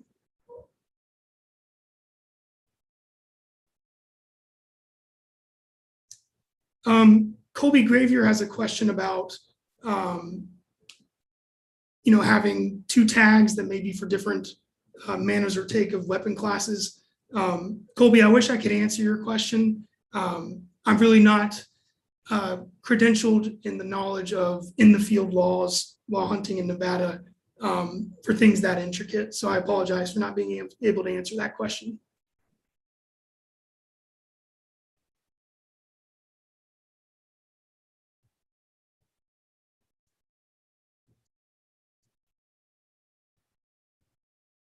Adrian, you will, no, not after 12 p.m. Pacific time. We will probably be ending this around 12 p.m. Pacific time, but results will not be released until this Friday by 6 p.m., at which point your account will be updated, you'll receive an email, and your credit card will be charged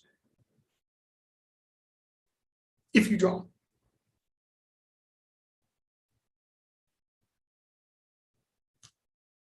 Now looking at 4.8 million. So we're getting close to being done generating numbers for what we call our group 1. Then we'll move on to group 2 and 3 and be just about done with the draw.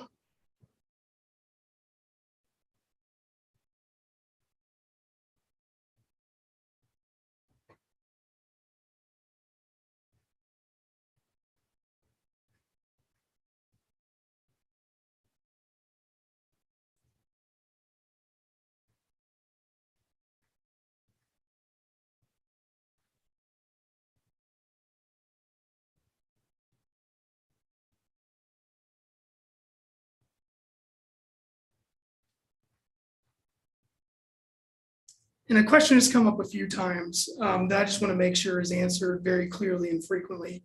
And that is, am I in the draw? Am I running my own draw application? Are people from Kalkamai in the draw? That answer is no. So due to the privatization of the draw process, we are, as Kalkamai employees and employees of our subsidiaries, are not eligible to participate in the Nevada Big Game Tag Draw. Now, I am a hunter. It's part of who I am and a big part of my fall. And I enjoy deer and turkey hunting here in Texas, just not applying in the state of Nevada. Melissa has a question.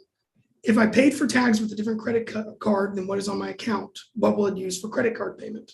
So Melissa, the answer is we will charge whatever card is listed on your account as your primary or default payment method. We will not charge any other card. We cannot charge any other card. So if you applied with some card this year, that doesn't necessarily mean that's going to be what we charge should you draw a tag. P. Watson asks, if someone's credit card info is not up to date when the initial charge happens, does that person miss out on getting the tag? As long as you go in and update your payment information within 7 days after results are posted. So you have 7 days to go in, update your payment information. We'll try and automatically charge your tag again. And you have 7 days to do that. If not, you do lose your tag and you will not get your points back. And Josh asked the question, how many total numbers were there last year? I don't remember off the top of my head, but I believe it was about 8.4 million random numbers that were generated. I'm expecting about 9.3 million this year. And you can see we're already up to now 5.3 million. And it should be going a lot quicker here soon. 5.6 million now.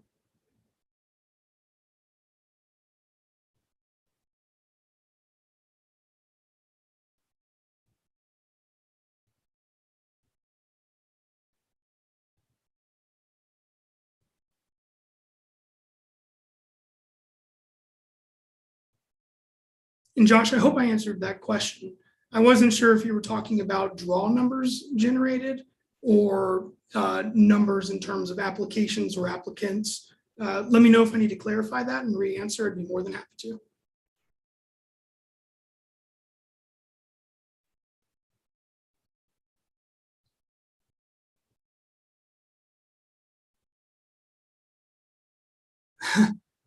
Nick asks, what brand thumb drives that we're using this year. Now, will I be opening them with a pocket knife or scissors? These are the thumb drives we're using here, and I will be opening them with scissors. Yeah.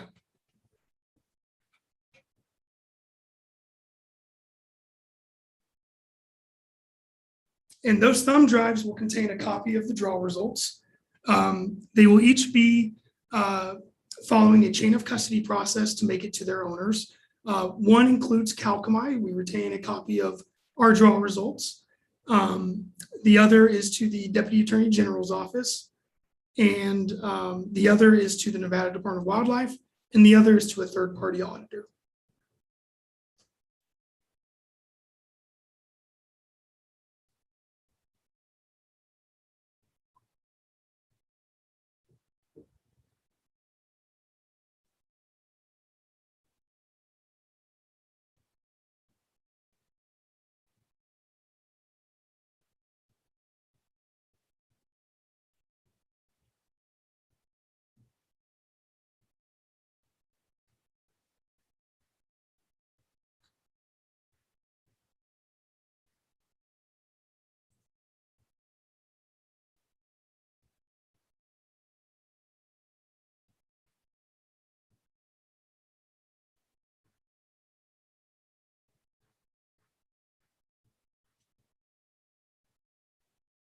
Couple of other interesting things I can add to fill in the time.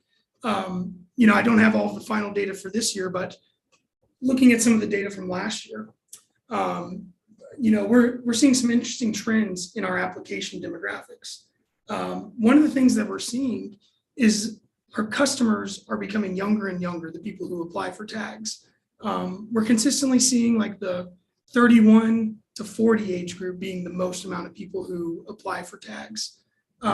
The other thing we're seeing is that 31 to 40 group submits the most applications on average as we do that. And we're also seeing, most people are using a mobile device or tablet to submit their applications. Oh, we're getting some questions now. Dan Turner, to the doe cow party hunt question. When one draws an antler tag, do the bonus points change to that party? The answer is no. They've already been generated for that party because we don't know who's going to draw a bull or bull tag before the cow application is evaluated.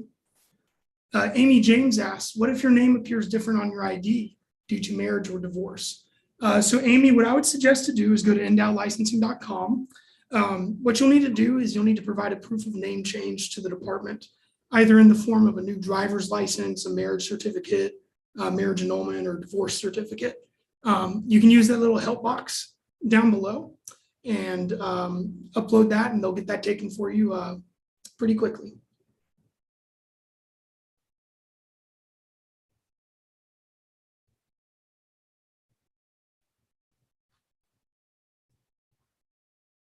And now we're up to 5.9 million random numbers generated for the 2022 draw. 5.9 million is going to represent us being kind of, looks like we're getting almost done now with the antler tags. I think the last one we have to go is our Rocky Mountain Ram tags.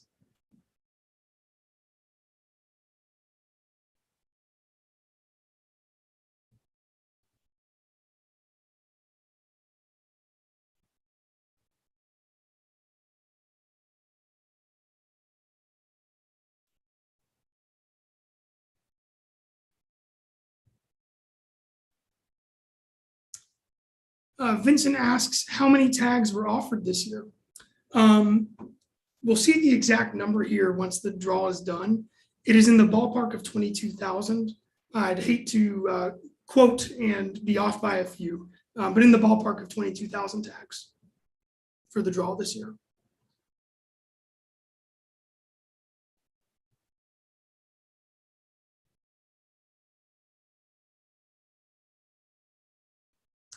Zachary has a good question. What are we looking at on the screen? So this is the screen where we actually run the draw. We call it a processing schedule. So what we do is we load up every application and we group them. So this is the grouping in which the order of they are evaluated. So group 0 being your junior deer, your junior deer, silver state, and PIW applications. Group 1 being your antlered species tags, Group 2 being your antlerless, Group 3 being your one-horn ram and spike elk, and Group 4 being your bonus point applications. And so this is where we timestamp the draw, and we then generate random numbers based on the number of bonus points for every application. We determine the lowest random number generated for every application, order them within these groups, and then we go through and award tags for those based on their number and group order. What you're seeing now is entries generated. So these are the number of random numbers that are generated. So now we're at 6.1 million. What that means is 6.1 million random numbers have been generated based on the number of bonus points for every single application.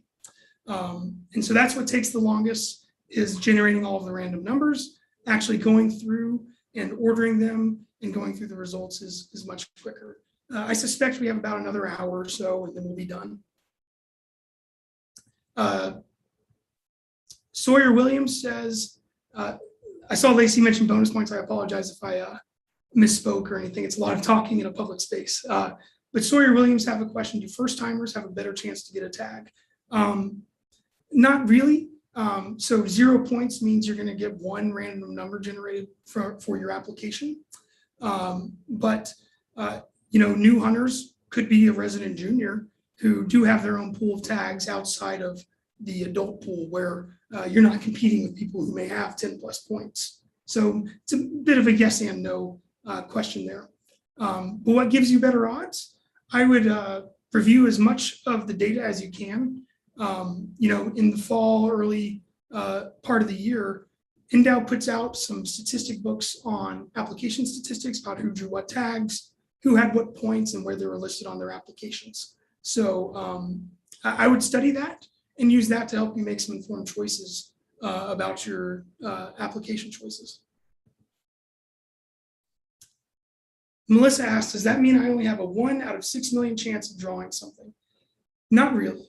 So these 6 million numbers here are across every application.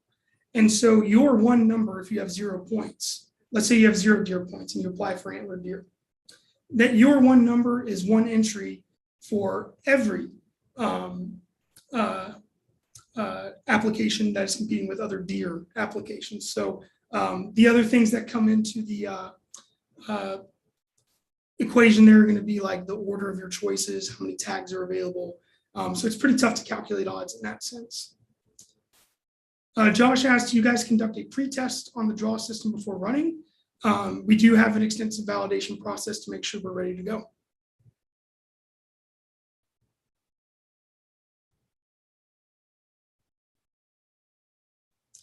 Jeffrey, I appreciate that. Thank you.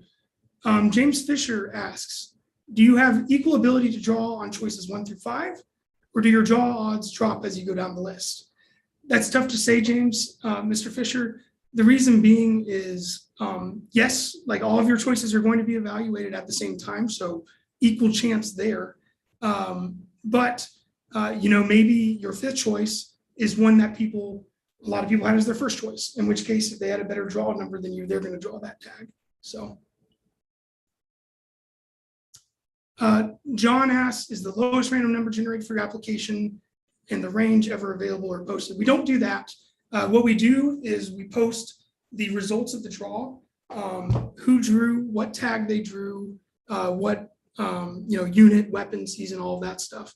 We post it on endowlicensing.com, and we post it on endowlicensing.com, but that is only for people who opted to make their draw results public.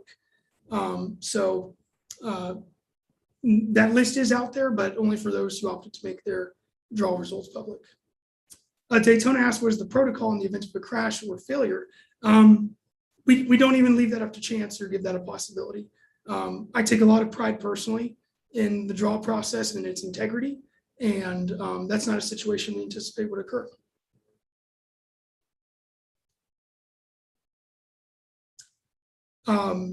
So Connor Grimes has a question that I think would be good for Mike Scott, and then I can go back and start answering some more questions.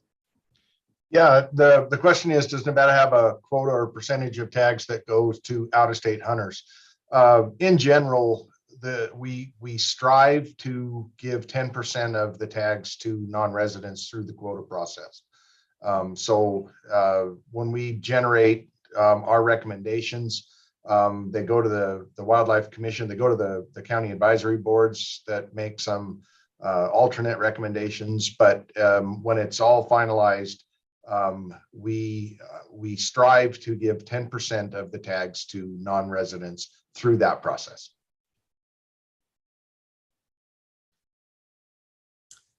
P. Watson asked, how many applicants were there last year to make up those 8.4 million numbers? So last year we had 85,056 people apply.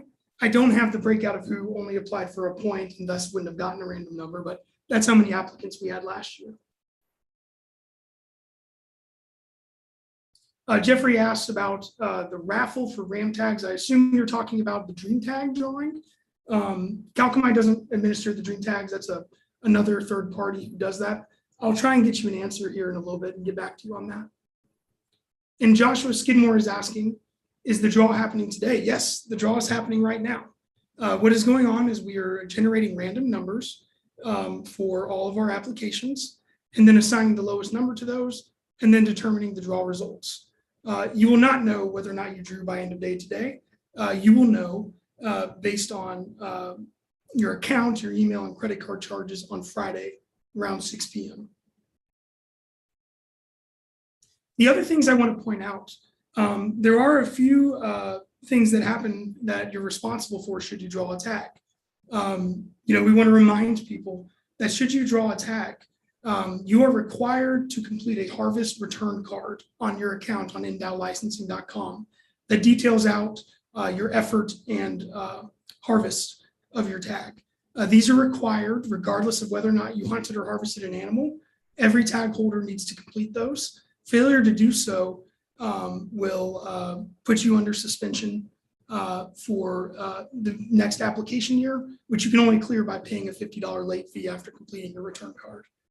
The other thing is that for bear and sheep harvests, there is a mandatory harvest check that all hunters who are successful in harvesting have to submit. Bobble Duncan asked, why do I have to wait 7 years to draw another bull elk tag when I did not harvest one on the tag I did get?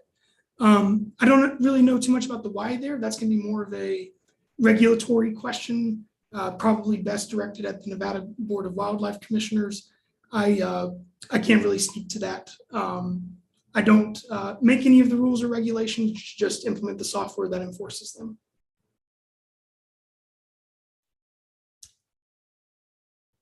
Getting up to now about 7.2 million random numbers generated, which means we are about to get into our elk, and we should be going along nicely here soon. Jeffrey Foster, I have the answer for you. Nevada Dream Tags. The deadline to buy those is going to be on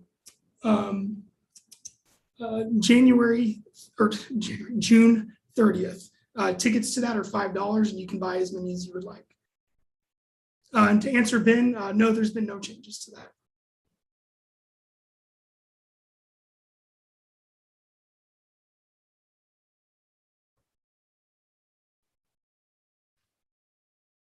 All right, now looking at 7.4 million random numbers. Again, I'm expecting around 9.3 million when it's all said and done.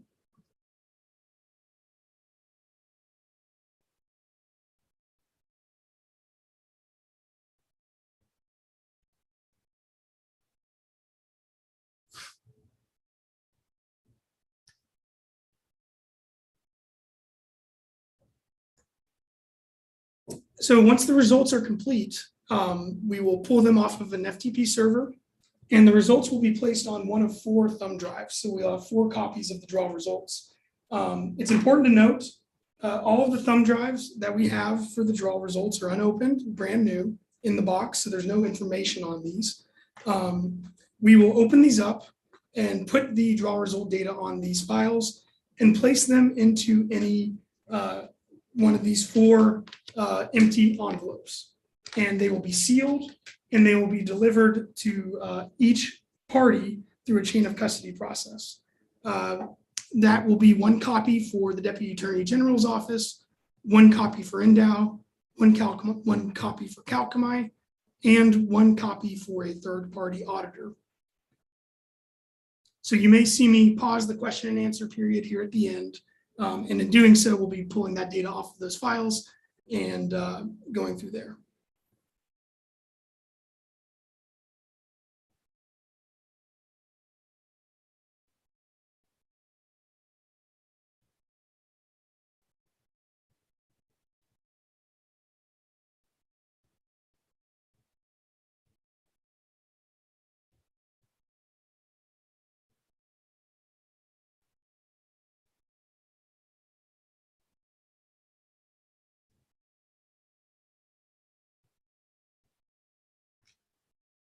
Getting close to 8 million numbers now.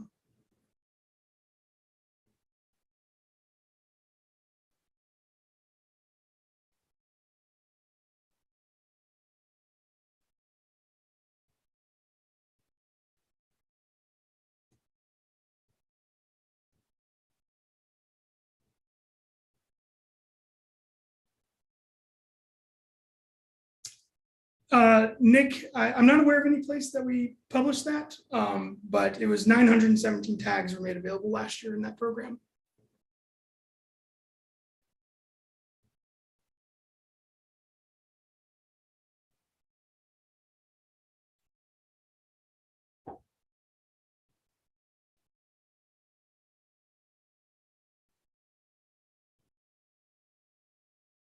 Anthony, the answer is yes. So there is no allocation of non-resident youth tags. They are all within the non-resident pool.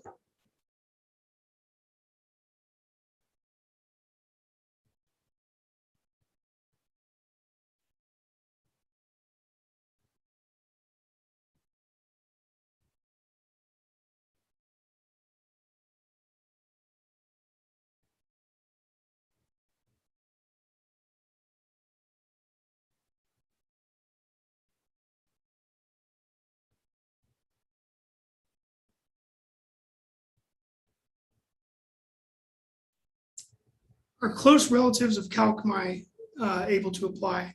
I guess so. I don't know of any of my particular relatives who have applied. And not everybody who works here comes from a hunting family. But yeah, I believe so, yes.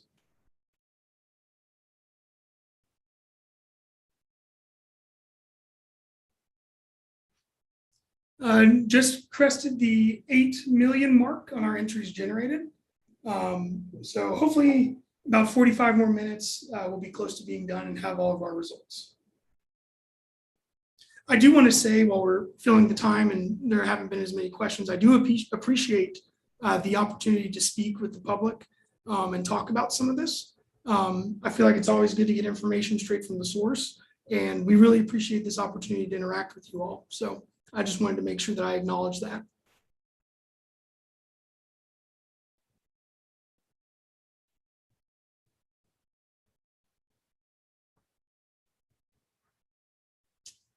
Almost at 8.3 million now. We have a question here. How many tags were given last year? I do not have that number off the top of my head. Mike, do you happen to know the total number of tags given last year? It's a matter of public record, but I don't know off the top of my head. I don't have the exact number. I believe the total was about 18,000. But that includes all species. I do want to go back to Caleb's question about if relatives of Kalkamai can apply.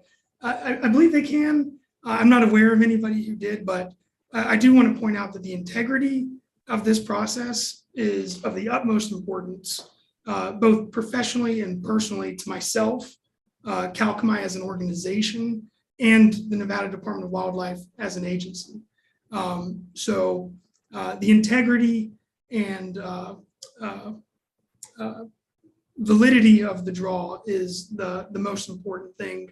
And so there would never be any preferential treatment of a family member of a Kalkamai person or an Endow family member going into the draw. Robert asks, how many total applications were received this year? So Robert, this year we received 408,337 applications. That is a 3.7% increase from 393,913 applications last year. And that 408,000 and some change was submitted by 84,434 clients. Stephen asked, how long have you been doing this live and with Q&A? So Stephen, Kalkamai has been running the draw for the Nevada Department of Wildlife since 2018. We have always streamed it on YouTube, but only in the year 2020 did we see a ton of public interest pick up. And we saw a ton of questions coming in, and we decided, hey, let's answer them and engage with the public. So we've been doing a lot of that since 2020, but we've always been open to doing that. I believe the video from last year has over 8,400 views on it. And I would wager to guess that is the most people who have ever watched the draw happen. So we see it as a good thing, being able to have that out there and be transparent about it. I'm going to skip Nathan because that's a question for Mike, and we'll come right back to that. But Josh asked, why does Kalkamai only work with Endow and not other Western states? Josh, that's a bit of a complicated question, but to really understand that, it's most states, in fact, more do than don't, is they contract to a third-party company to run their licensing system and draw system. Nevada is one of the more transparent ones about, us being Kalkamai, the face of the application. We would love to work with other Western states. All of that has to go through a government procurement and contract process. And a lot of states already do have contracts that are binding for some time. So we'd love to work with more states, looking for the right opportunity to present itself to do that.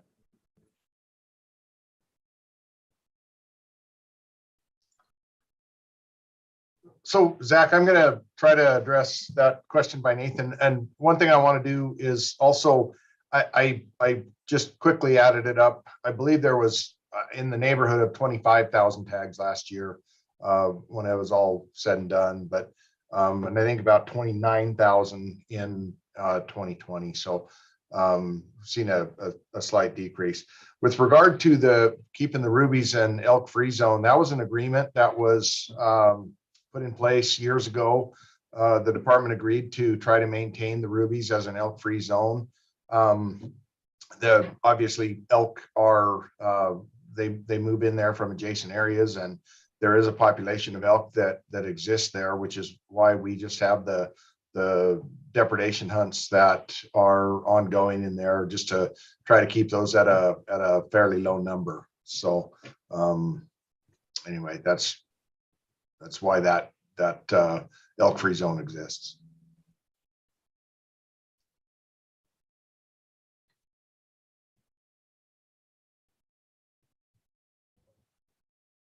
Thanks, Mike.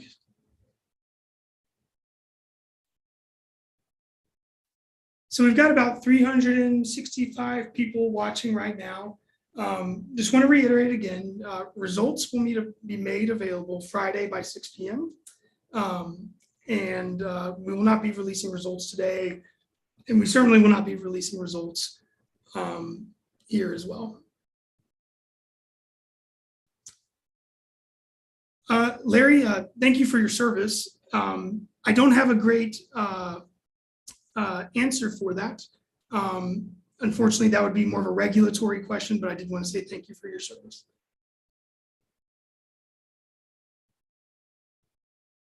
Hey, Ike, so you're asking about auto renewal. So your license auto renews in March, but when you apply for big game, it asks you to purchase your license now. That is by design. So we aren't, that's nothing that we're going to fix. That's how we intend for that to work. The reason being is we can't guarantee that your auto renewal is going to happen when you apply. So if you apply before your license auto renews, you're going to be asked by your license now or only if successful. So we could let you through on that if you were on auto renew, but then you could simply take yourself off of auto renew. Not that you would do that, but that's what we're preventing people from doing. Now, if you do purchase your license manually before your auto renew happens, you won't auto renew again, right? We won't charge you for a license you already own in the same year, and your new license will become valid when your old one expires. And Logan, that is correct. Friday evening, around 6 p.m. Pacific time.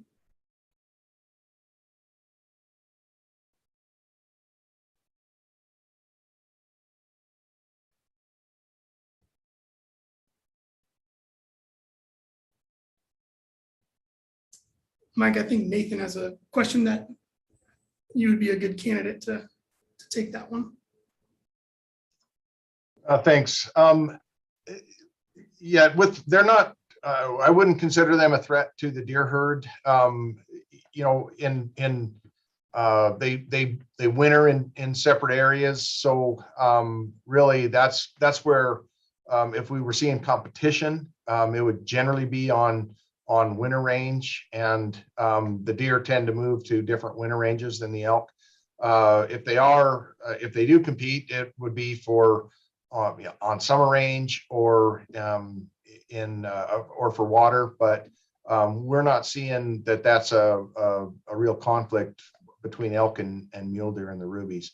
I think that's more of a private lands issue, competition with livestock. So that's why that agreement was put in place, and it's been a number of years ago. I want to say I'm just going to take a guess that was around 25 or more years ago that agreement was put in place. I see a question from OC. When results come out, do you have to pay for your tags? Yes, if you draw a tag, you do have to pay for that to receive it. Automatic charges will be happening throughout Friday evening when results are posted. Curtis has an interesting question. How does the seed number work? And is it similar to Oregon, where each species is given a seed number? That is not the case in Nevada. So in Nevada, a single seed number is generated, and random numbers are distributed across all applications from the same seed. So not unique to any species or any of these groups that you see. Looks like we're getting close now at 9 million, about 300,000 to go. Once that's complete, it'll go through and you'll see the results generation count begin ticking up.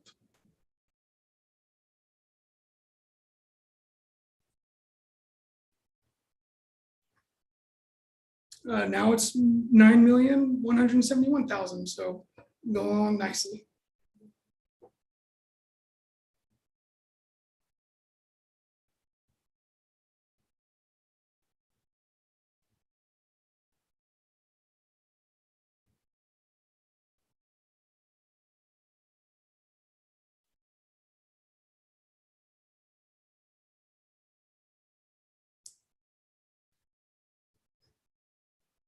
Michael, I'm not able to answer that question, unfortunately. I don't know the answer to that. It's all going to depend on what tags you're applying for and how many points that you have. But you can kind of get that from the draw statistics that are published by the Nevada Department of Wildlife. And OC, yes, it will pay automatically. It will automatically be charged, and you won't have to worry about anything as long as your card is there.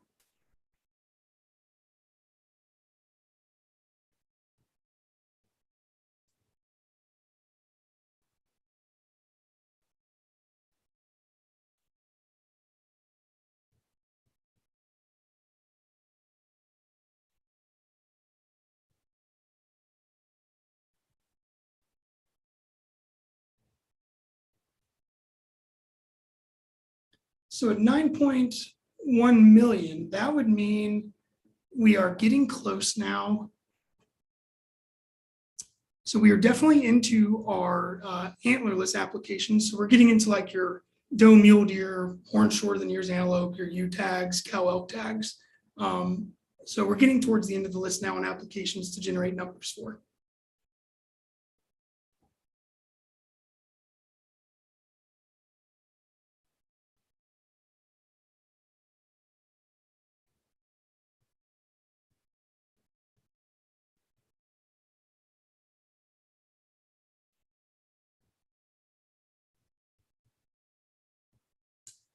DeWalt has an interesting question around the wild horse population, and how that can affect wild game around the state.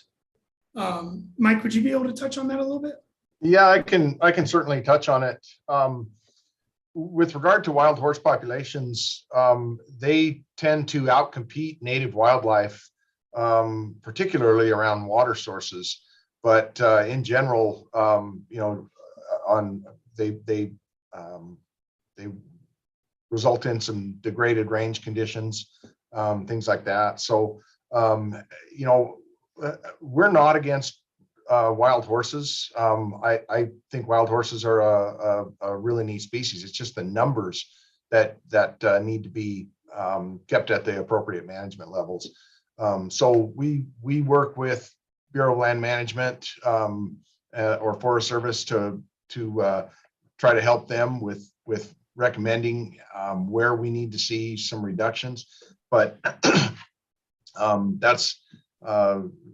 there's a lot of challenges with removal of wild horses, and so we try to work with them and help them when we see those numbers when they're excessive. But there is a lot of competition between wild horses and native wildlife. I see another question about wolf tags. We don't have anything in place with regard to wolf tags. To our knowledge, we don't have any established packs, although we have had some sightings and reports of wolves in Nevada. But as far as we know, we don't have any established packs.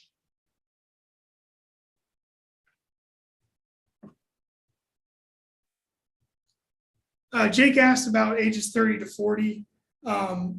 So we actually see an increase in applications every year in every age category, even the 80+ one, even if it's a handful of people. So really where that 30 to 40 is coming into play are your reactivated customers. You talk about the industry theme of R3, recruit, retain, and reactivate. Those reactivated customers are people who applied in the draw, maybe in 2020, didn't apply in 2021, and are coming back in. I can only speculate as to why that is with that age category, but I think maybe we see people in their early 20s kind of drop out of it. They go off to school, don't have as much disposable income, and then when they turn to that 30 range, they can get back into the game. But it's an increase overall for every age group, but mainly that 30 to 40 is what stands out as the highest percentage of applicants. And Curtis, signing up as an alternate is a checkbox that you select in the application workflow. I would encourage every person who can to mark the alternate box. Cooper, I'm not able to answer your question on small game and fur bear regs, but maybe Mike can for that one. Yeah, so in late June, we're going to have the small game and fur bear commission meeting that we will finalize all of the season recommendations and bag limits for small game and fur bear. And after that, I would just take a guess that it would be late July that you'd probably see the actual regulations come out.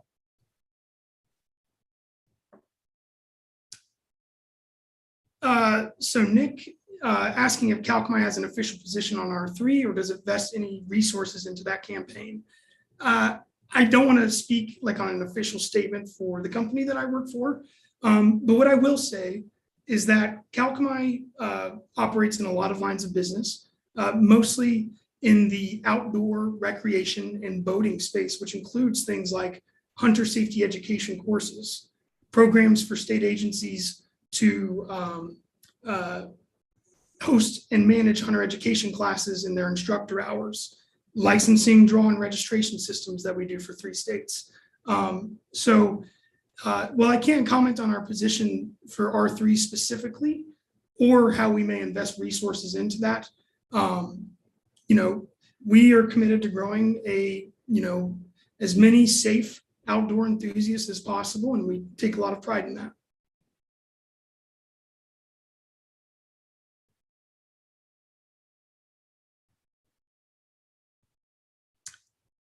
See here, still 9.1 million, getting close there. We should see that coming up.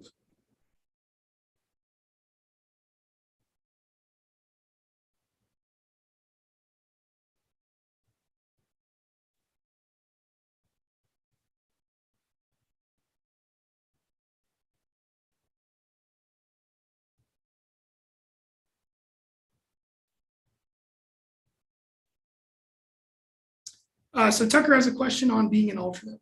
So if you are marked as an alternate, that means you are an alternate for your first choice on that application.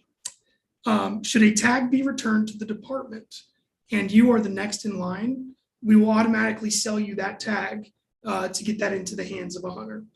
First come, first serve is a program where tags can be purchased that had no eligible alternate.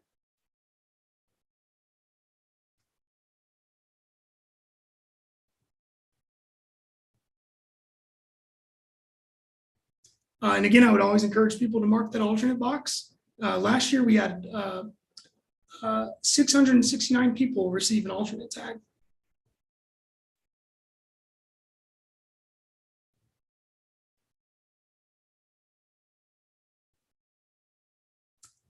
Hey, Lobo.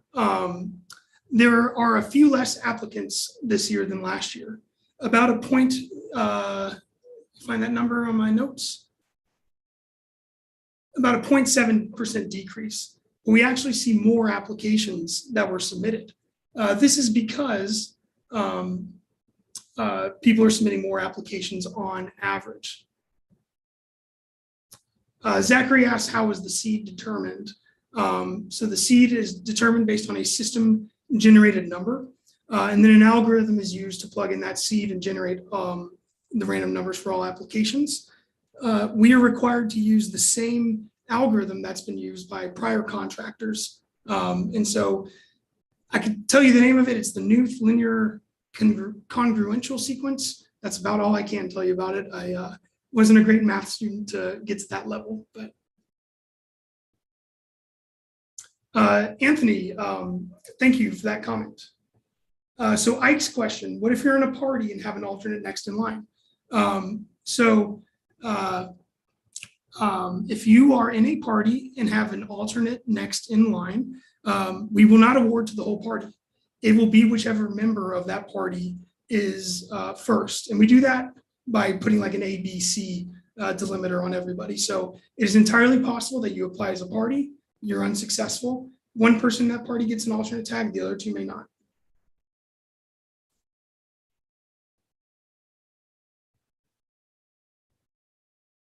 And Lyle, that is correct. Alternate tags per regulation in Nevada are for your first choice only. Nathan asked, what is the latest one could theoretically be handed an alternate tag?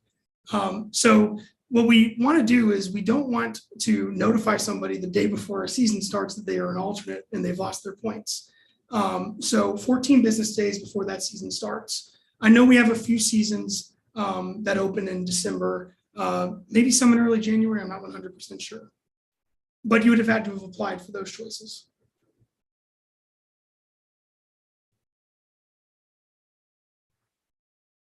All right, you can see this went up now, 9,183,000. So we're getting very close to the random numbers being completed.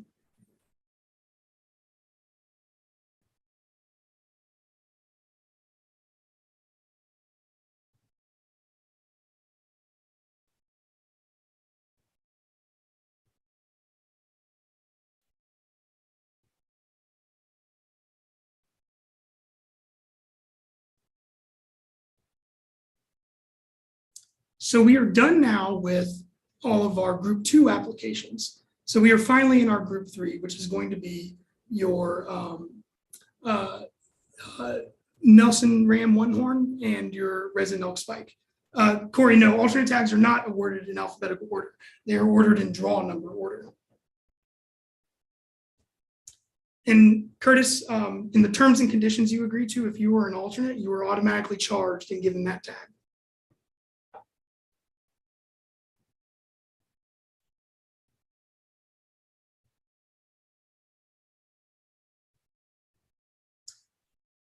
Mike, it looks like Lobo has a question about a reduction in tags. Could you shed some light on that? Yeah, in general, we saw reductions in tags in almost every species of big game, particularly mule deer, elk, antelope, and bighorn sheep. But we actually did see an increase in mountain goat tags based on the surveys that we did and some of the return card information that we had from last year. So we did see an increase in mountain goat tags, but just about every other species saw a decrease.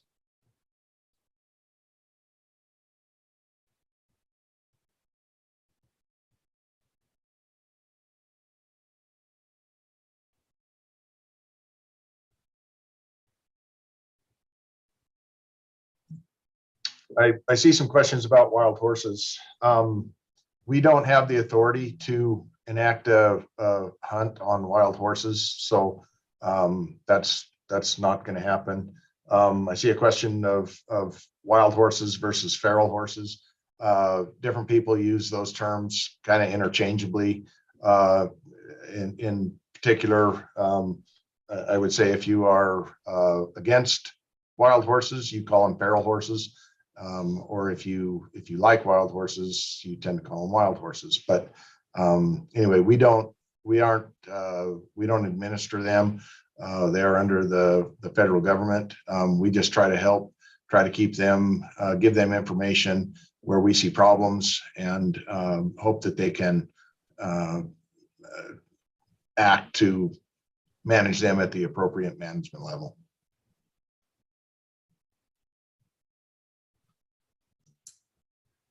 Ross, that is correct. Results of the 2022 draw will be released Friday around 6 p.m.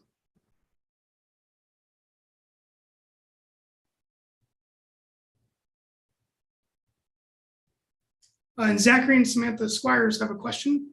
When would I see a charge on my card?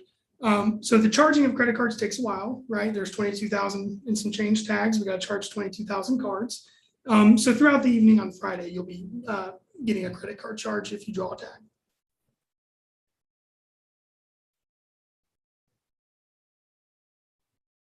Up to 9.2 million, and I'm expecting 9.3 million.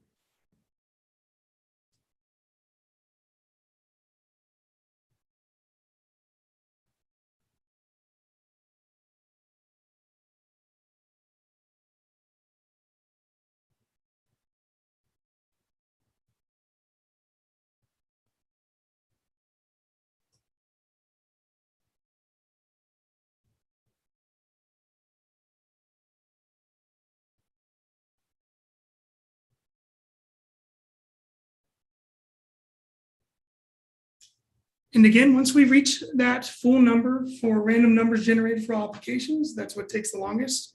You'll see our results generated count going up, and that will be actually determining the results of the draw. The results of the draw will be placed on a SFTP directory and put on 4 thumb drives, unopened thumb drives with no data on them, and they will be placed in 4 envelopes to follow a chain of custody process for the draw results. So 1 copy will go to the Deputy Attorney General's office in Nevada, 1 will go to the Nevada Department of Wildlife, 1 will go to Kalkamai, and 1 will go to a third-party auditor.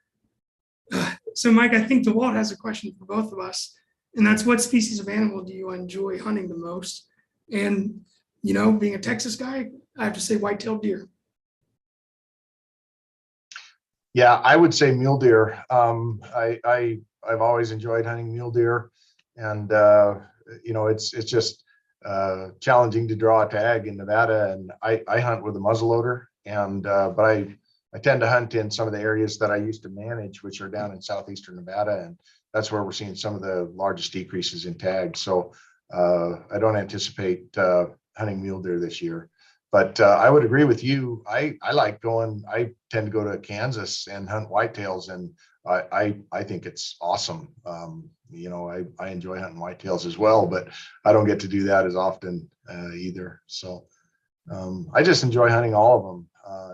You know, being out, being with family. I hope that somebody in my family can actually draw a tag, so I have an excuse to take my optics and my boots and go try to help them out.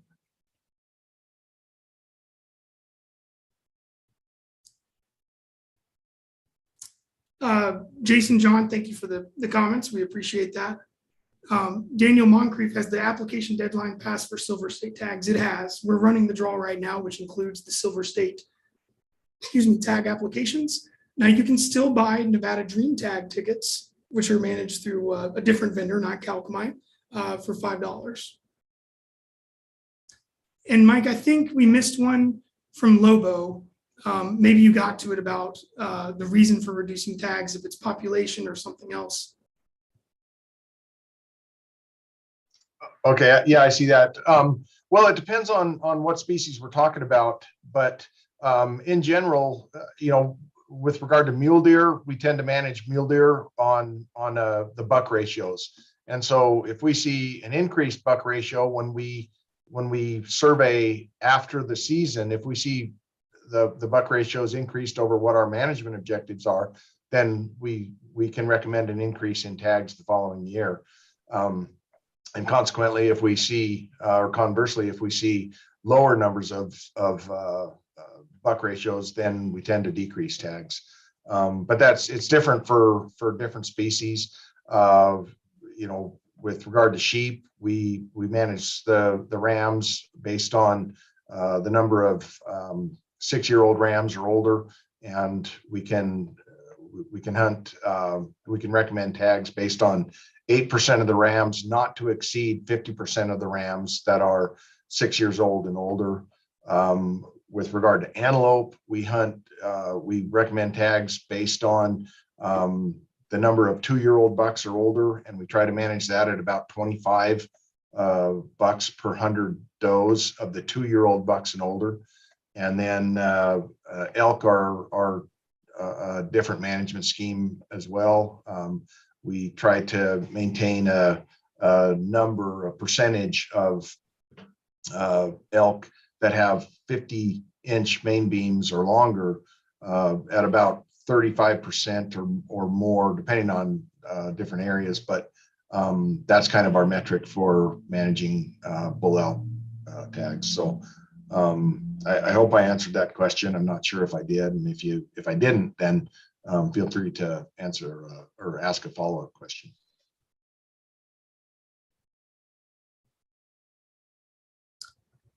Carl has a question on how many applications received for the one-horn ram hunt. I don't have that in front of me, Carl. I apologize. We'll try and have some more data such as that in front of us for next year so we can answer those questions.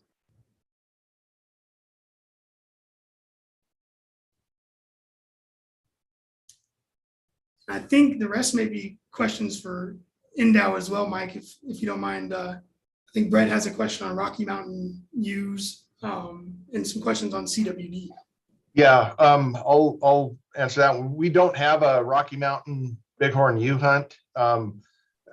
We just don't have the numbers, and we aren't trying to reduce populations anywhere. So we don't have any Rocky Mountain ewe hunt. We do have some desert sheep ewe hunts, but they're in place to try to maintain numbers of animals below carrying capacity or below a population objective. CWD has not been detected here in Nevada, but we are conducting surveillance for it. We have check stations that we hold each year in different places, trying to get people to come through our check stations, and we can take samples from their animals for testing. We also go to some of the taxidermists and meat processors and try to get samples from them, just to try to, if we do have it in Nevada, we want to know. So we are conducting surveillance for that, but to date, we have not had any positive results for CWD in Nevada.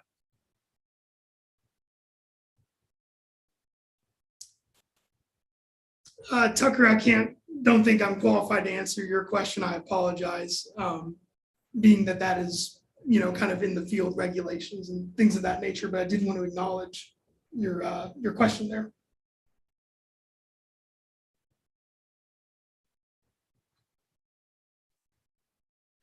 We are very close to completing the random number generation.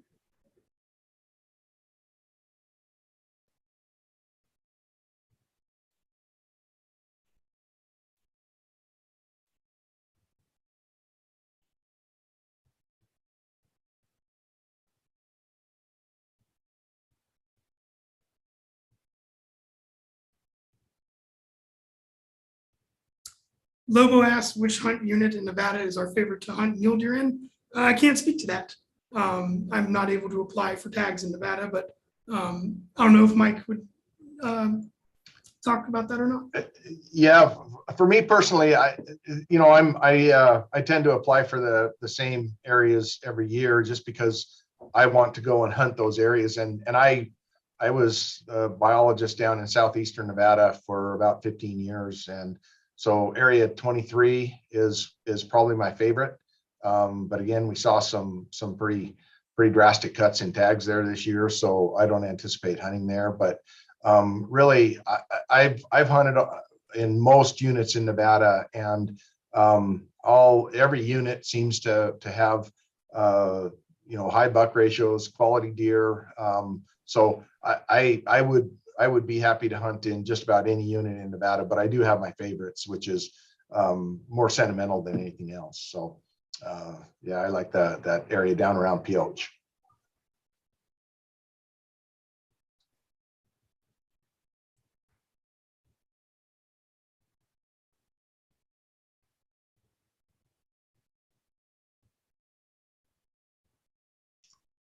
I see a question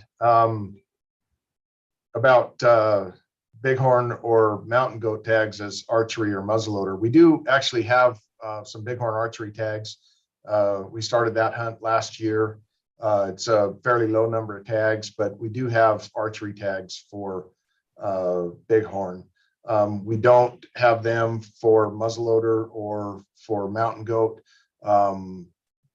Not that we couldn't, but it's just a pretty low demand, and nobody has asked to do that. So that would have to go to the Wildlife Commission, and we could make those recommendations, work with the Wildlife Commission if that was a desire. But we're not going to make those recommendations unless there's a lot higher desire to see that. So.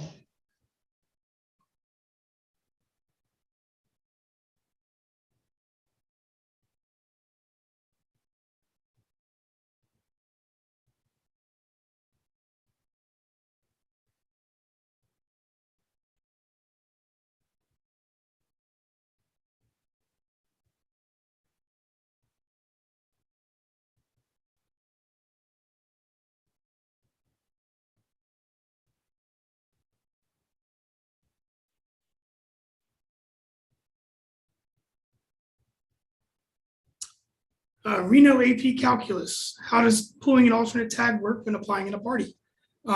So one tag being returned can only go to one hunter.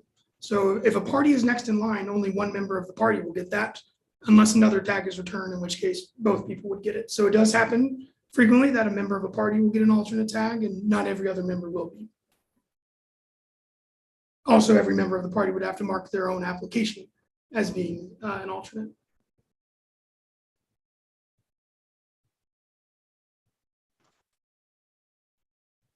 I see a question about, is it easier to draw for archery here in Nevada? In some units, I think it is. In general, I think it is, but there are some archery units that are pretty challenging to draw, even for archery. So yeah, it just depends. You'd have to just go through the draw odds and take a look at those and investigate that. And it might take a couple of years, depending on how lucky you are and how many other people are applying for it. But Then I see a question about the reason for depredation hunts. Depredation hunts are in general to maintain big game populations at or below a population objective. There's different reasons for them. Sometimes it's private lands issues. Sometimes it's trying to maintain numbers of antelope or deer at a lower number, so that if we do have a really hard winter, we aren't going to see drastic losses in populations, things like that. But there's different reasons for depredation hunts. Question on the validation and audit of the results, and really the validation of the results is to ensure the process and data are in accordance with Nevada laws and regulations. Thank you, Dan. I appreciate that. Reno AP Calculus. So basically, every member of a party, if marking themselves to be an alternate, is given like a 0.1 or 0.2, designation on their random number. Tabitha asked, when applying for licenses, there's an option to buy points. Why is it not broadcasted that you can only keep your points if you hold a hunting license? So you won't lose your points if you don't hold a hunting license. You'll lose your points if you don't apply for a given species every 2 years. But when you apply for tags, you have to have a license that is good at the time you apply, through any hunt you're applying for, through the date of the draw, and not one that you earned a point on in the year prior. Now, when you do that, you're asked, do you want to buy your license now or only if you're successful? If you choose that only if successful option, it tells you on the page, you're not going to receive a point if you do not draw. And I believe also on your receipt, it'll say you've opted to purchase a license only if you're successful. You won't get a point if you don't draw. So it is broadcasted there. Maybe we can look into making that a bit more apparent. Lobo asks, is there a website to see draw odds? So most of that is on indow.org, where they post some of their hunt statistics.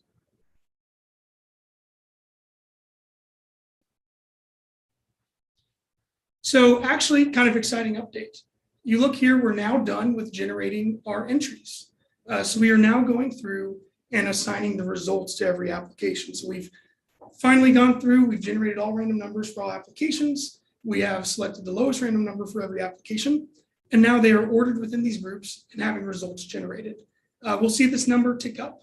You'll see it went from 18 to 55,000. And once that's done, that'll conclude the draw. At that point, we'll stop taking questions and monitoring the chat, but we'll stay on the video to go through the chain of custody process for the draw results.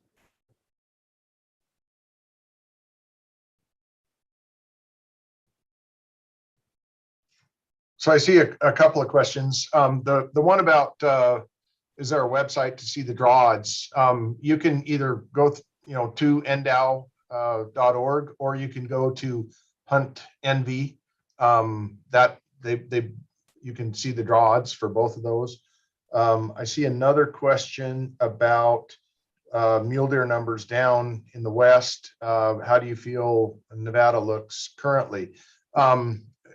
We've seen a downward trend in mule deer in Nevada, as well as across the Western United States.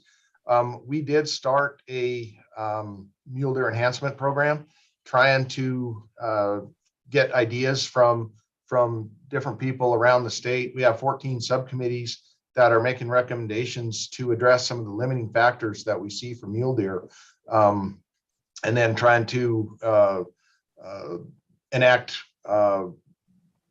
different projects in order to address those limiting factors. So we're trying to do some things for the benefit of mule deer, but we're really at the mercy of Mother Nature when we're in what's being termed a mega drought. We're in the driest 22-year period in 12 centuries, and it's definitely having an effect on mule deer numbers. And we're definitely trying. We all, I said earlier, one of my passions is hunting mule deer. I want to see increased numbers of mule deer in Nevada, but there's no end to the challenges with regard to some of the climate and precipitation factors that we face.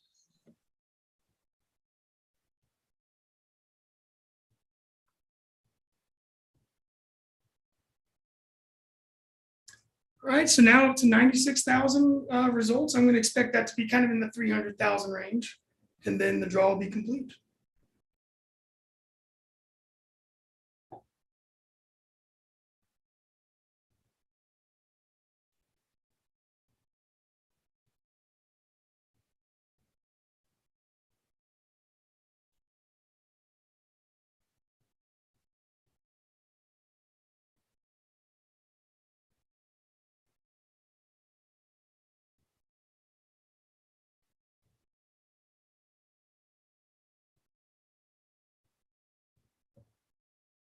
It's coming up right at 3 hours. Should be done here soon.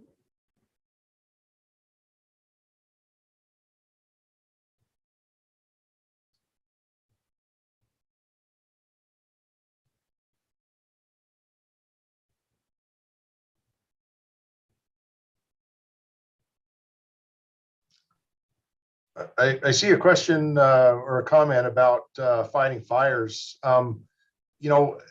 With regard to wildfires, yeah, fire can be beneficial in some of the areas of real dense pinyon juniper, but one of our biggest problems across northern Nevada is wildfires and the size of them, and then cheatgrass invasion afterwards and the cheatgrass fire cycle. If you look at the amount of cheatgrass that has increased over time, it's drastic, and cheatgrass is definitely not beneficial for mule deer. And so it depends on where those fires are allowed to burn. Some places it is beneficial, and other places it's absolutely detrimental. So it's kind of a challenge, and sometimes it's mixed. So no end to the challenges with regard to some of the wildlife and habitat issues that we face in Nevada. Nick asked, can we define 300,000-ish results? So I'm very cautious of giving exact numbers just because I don't know them all off the top of my head. But essentially what it means is every application that was submitted not for a bonus point is going to have a result generated. So that 300,000-ish number, what I anticipate it to be, are going to be every application that receives a result. Obviously, bonus point only applications don't receive a result. They're just for a point.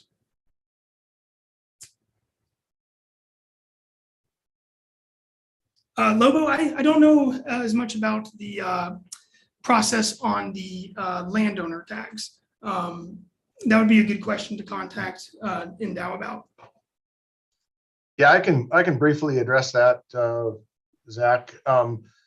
We have landowner tags for the deer and elk. It's called deer and antelope. It's called the landowner tag compensation program.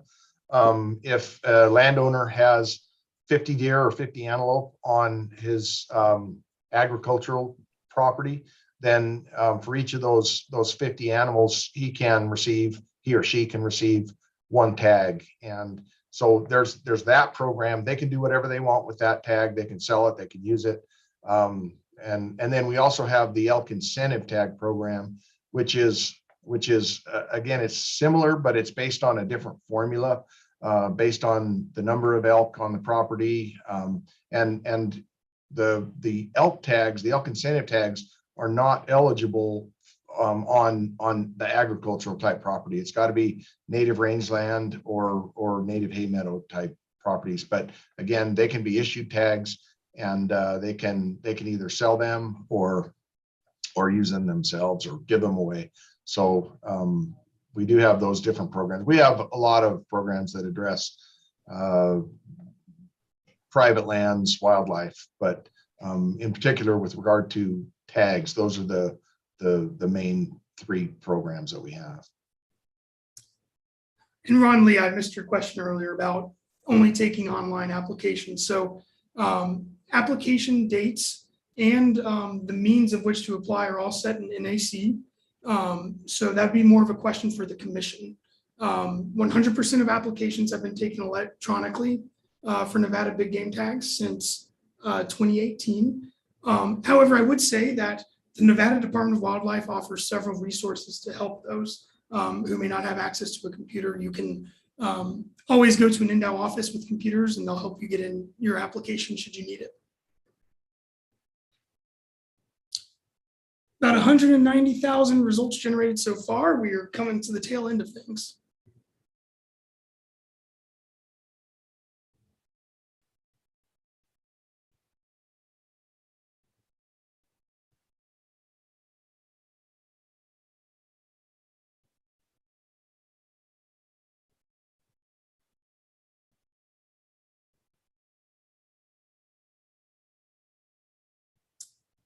Peyton asks, are the odds, or sorry, Peyton P. Watson asks, are the odds to get a muzzleloader tag similar to the odds of an archery tag? That's all going to depend on the unit, how many people apply for that, and how many tags they give out. I will say your bonus points are unique to a species and not unique to archery or muzzleloader. But that's all going to depend on several factors for that.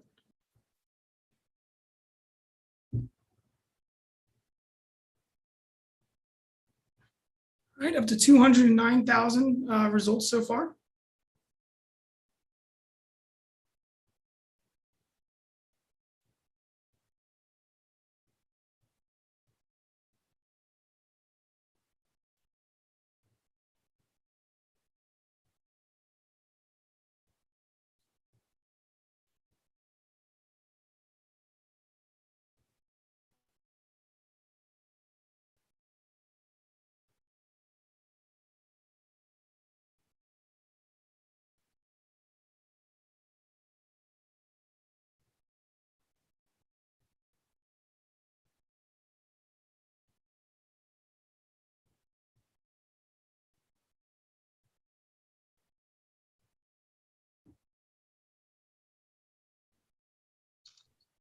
See a question about black bears. I think our population of black bears, the population estimate is in between 400 to 600.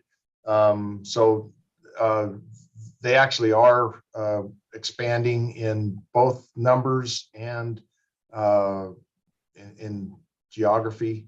I would actually say with regard to numbers, they're probably about static with the last couple of years. They have some of the same challenges with other species with regard to drought. So, we haven't seen a expansion of numbers of bears, but the population is healthy and seems to be doing well. We are seeing bears in more places for sure. And then I saw a question about mountain lions. Are mountain lions suffering?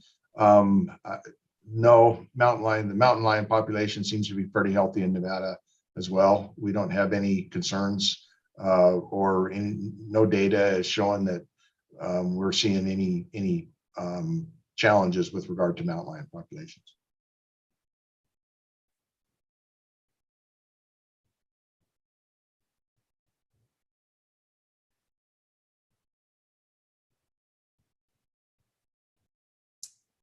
Couple questions around first come, first serve again. The reason we're not paying as much attention to those is because we're here to run the draw today. The draw is the main way to get a big game tag in Nevada. This is where all of the tags can potentially be allocated for any big game species. So trying to respond to those as best we can. However, please note, Kalkamai, again, we operate the system. We don't make the rules for that. So any changes that are desired to be seen to the first come, first serve program, I would suggest contacting your wildlife commission and getting involved that way. Thomas Nelson, one of your questions is on statistics of new hunter applications. So how many new hunters this year? I don't have last year's in front of me, but this year we did get 3,467 new hunters this year applying in Nevada for the very first time.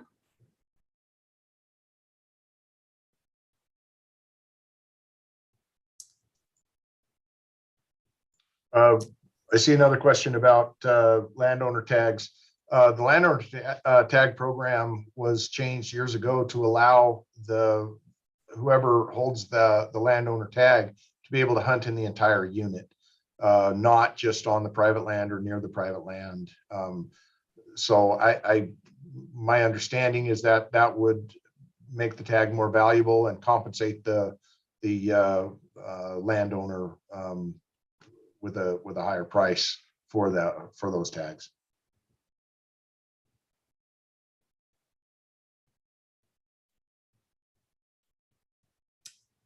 Getting close to 300,000 results now. Oh, sorry. Did you have something you're going to answer, Mike? Well, I see a question about bears. Yes, you can pursue bears with dogs in Nevada. No, you cannot use bait. So I hope I answered that one adequately.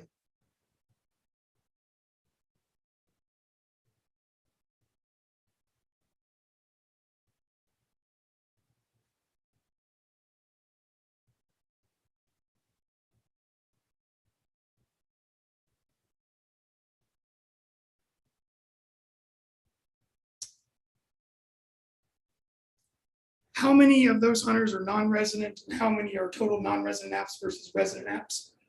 Don't have that all in front of me today, so I'd hate to give an approximation, but the majority of our new hunters are resident youth who age in and are able to do that.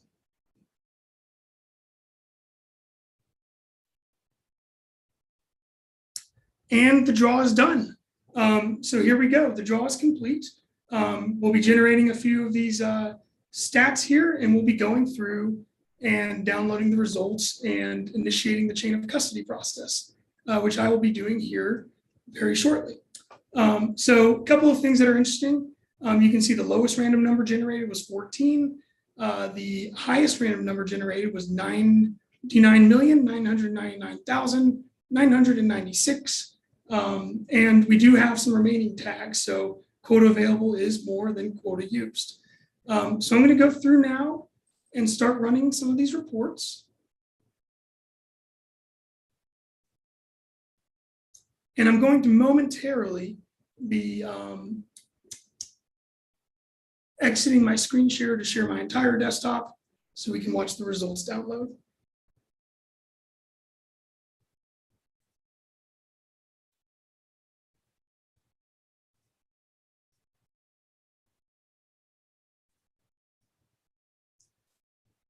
Okay, so those reports will take a little bit of time to download and put on these thumb drives. They are kind of rather large files. But what I'm going to do is I'm going to quickly stop sharing.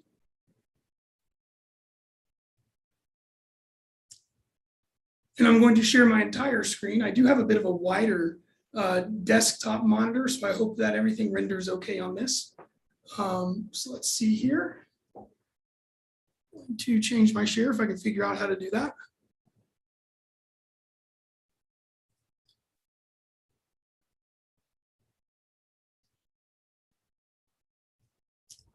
All right, so here's my whole screen. You can see the draw here.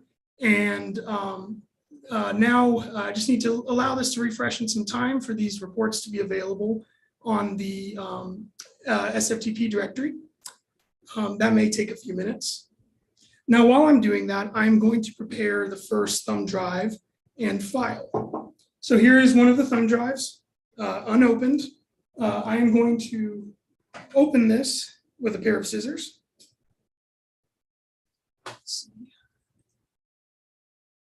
Yeah, I still got a few more minutes on two of those reports, but I'm going to go ahead and open these.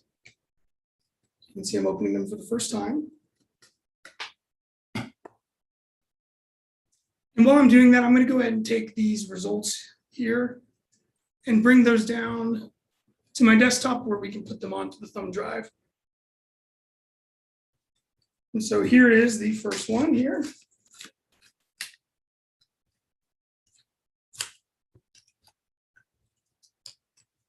This purple thumb drive here.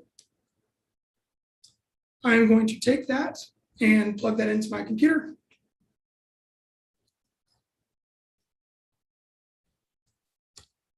All right, we'll give that just a second. We should see it come up here. There it is right there. So I just need to wait for two more reports to download. They're rather large, may take a few minutes. So we'll just sit here and hang tight.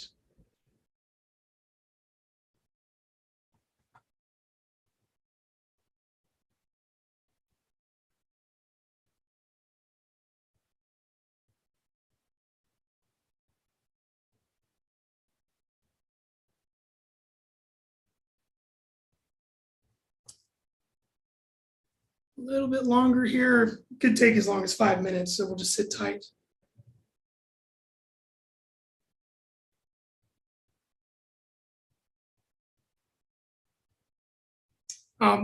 I'll say one final thing about these first come, first serve comments. Again, we are here to focus on the draw.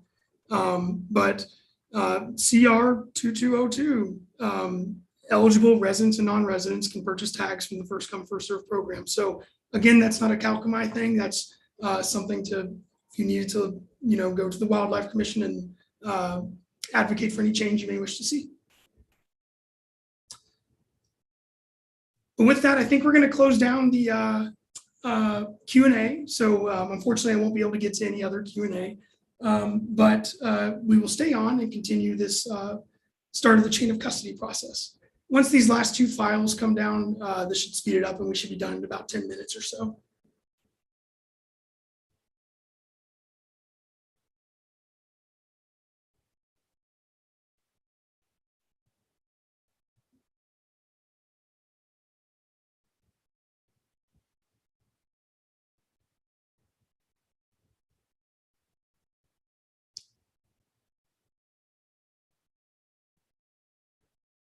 While we're doing that, I'm going to prepare the envelope for the first set of draw results. Again, this envelope is empty, and you watch me open a fresh, unopened USB drive. So here we go. I'm going to take this envelope. This will be Indow's copy here. So I'm going to write Indow on it. And I'm going to date it with today being May 18th.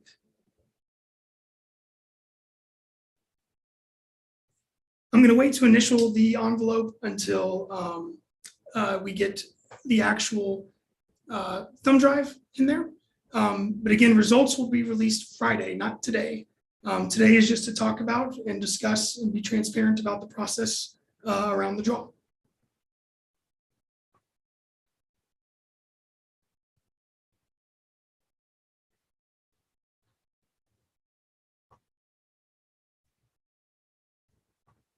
Just a few more minutes here. Sometimes they like to get a little hung up.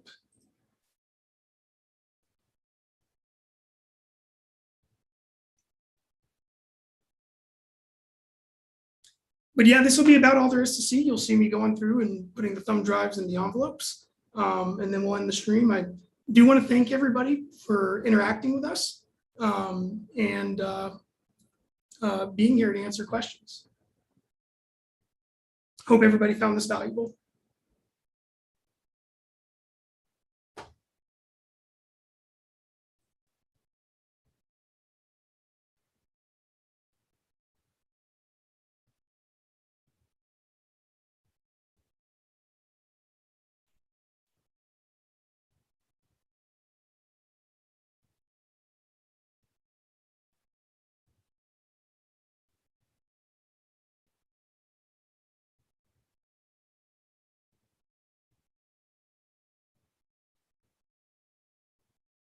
Any minute now, we'll get those last two reports.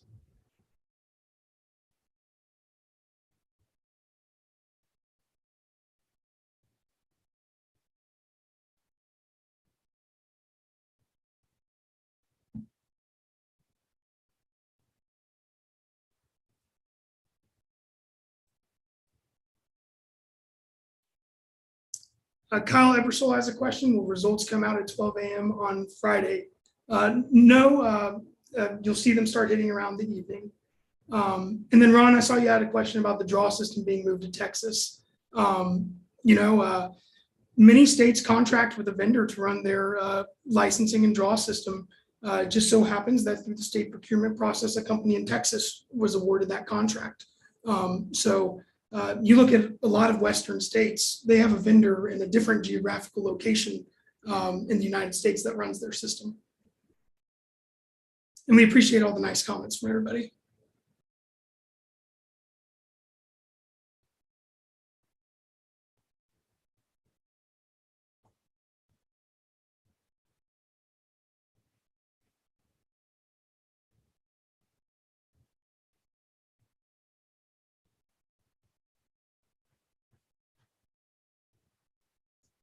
that one more refresh, see if we're getting there.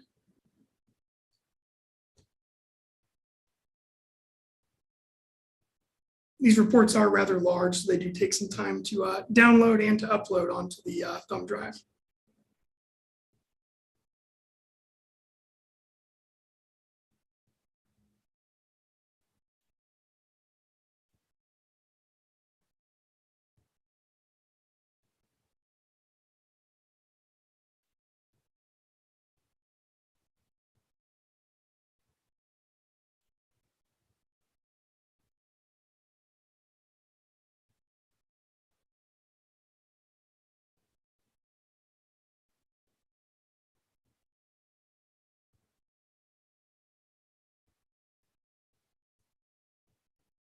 Okay, there's one of them here, so we'll go ahead and pull that one down.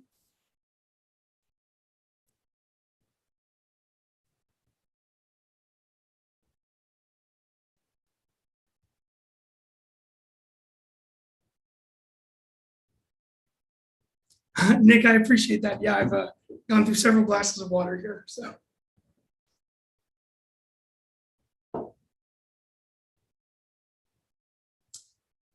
One more report, and we'll start putting them on thumb drives.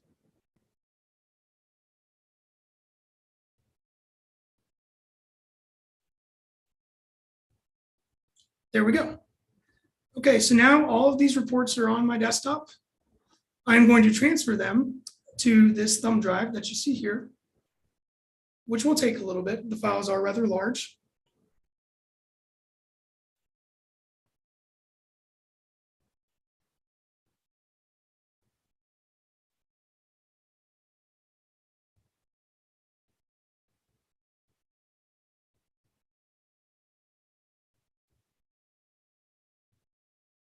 Ten seconds left on that part.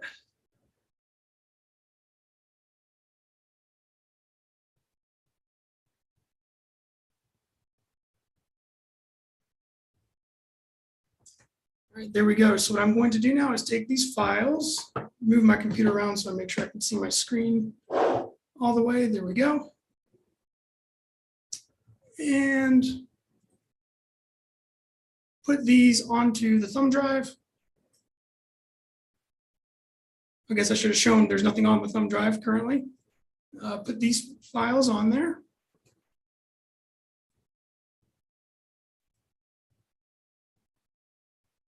Okay, so that'll take a moment to copy over all of those files.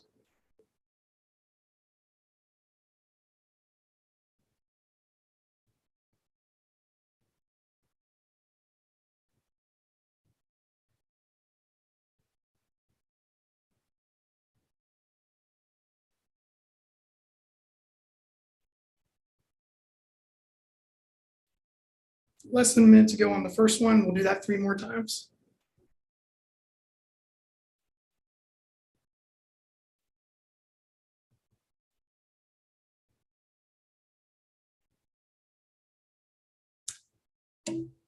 Hey, Lacey, we do, we are closing down the Q&A, but we do track applicants by Nevada County, which will include on any presentation we give to the Nevada Board of Wildlife Commissioners in August. So I'm going to eject this first one, this thumb drive, once it tells me it's safe to eject it. Taking that out of the computer there, you see it here. And this is going into this envelope. And this will be Endow's copy of the draw results. All right, goes into the envelope. You can see here, Endow dated May 18th, 2022. And I'm going to initial it. All right, so now we just have to do that a few more times. Here's my second thumb drive. I'm going to open that. And I'm going to connect that to my computer.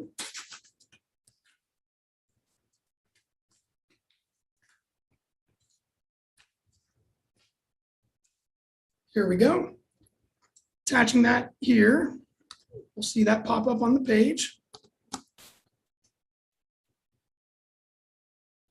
There we go. And so you can see there's nothing on this thumb drive. And I'm going to put the results files on there.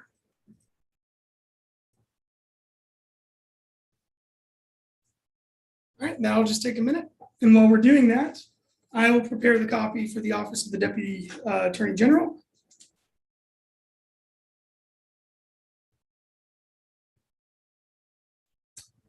Today is May 18th, 2022.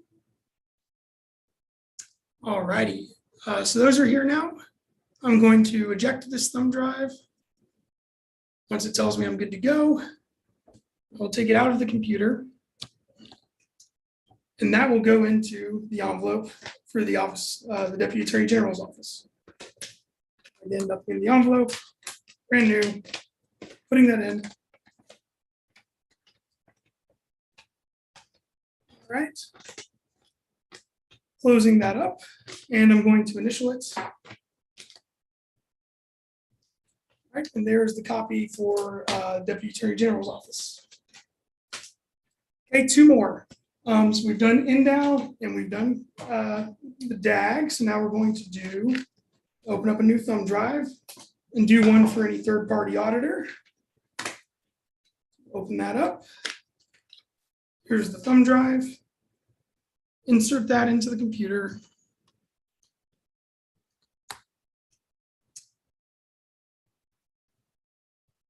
You can see here on the thumb drive, there's nothing on it. And we'll put these files in there.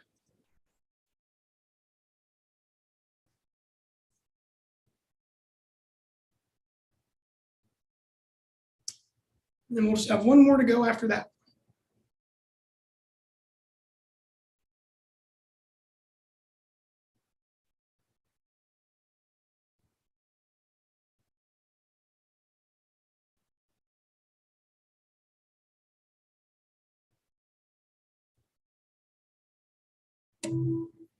Alrighty, so there's the third thumb drive.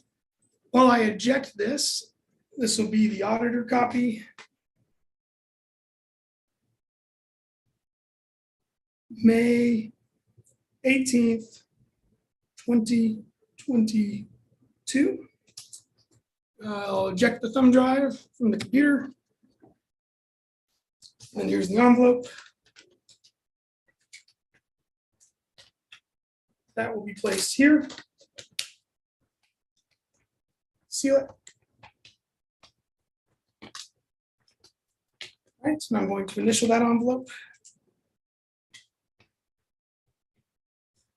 There are the draw results there.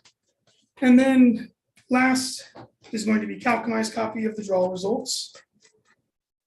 So we're going to open that up.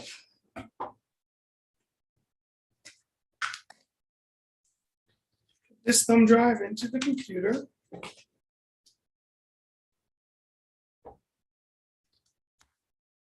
Right. And while it's recognizing that thumb drive, I'll go ahead and make Kalkamai's envelope here. I've done auditor, DAG, INDAO, so yep, Kalkamai.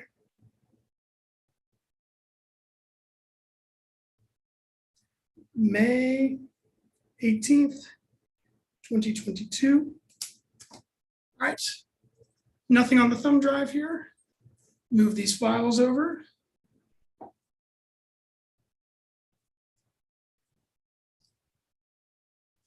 I'll take just a moment.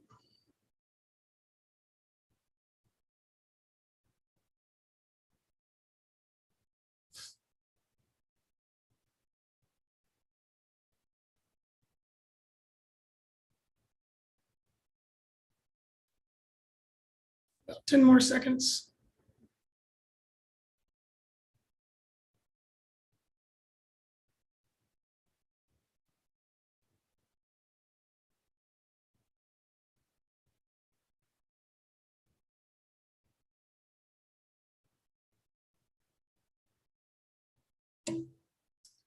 All righty, so there are our files. I'm going to eject this thumb drive. I'll go ahead and stop sharing my screen now because there's nothing else to share on the screen. I'm going to take that thumb drive out of the computer. Here it is, and put it in this envelope here. We'll put that in there. Seal it. And that is Kalkamai's copy. I will initial it.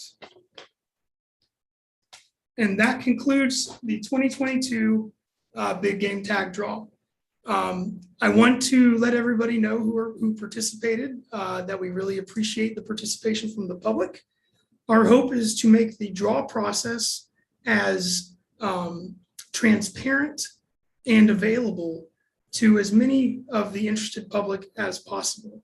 And I really appreciate the opportunity to have discourse with you all. And I wish all of you the best of luck. I would be keeping an eye out around Friday evening for your tag results. So thank you very much again. Mike, I don't know if you want to say bye to everybody or not, but that's all from me. Well, first, Zach, I'd really like to thank you. I thought you did a great job.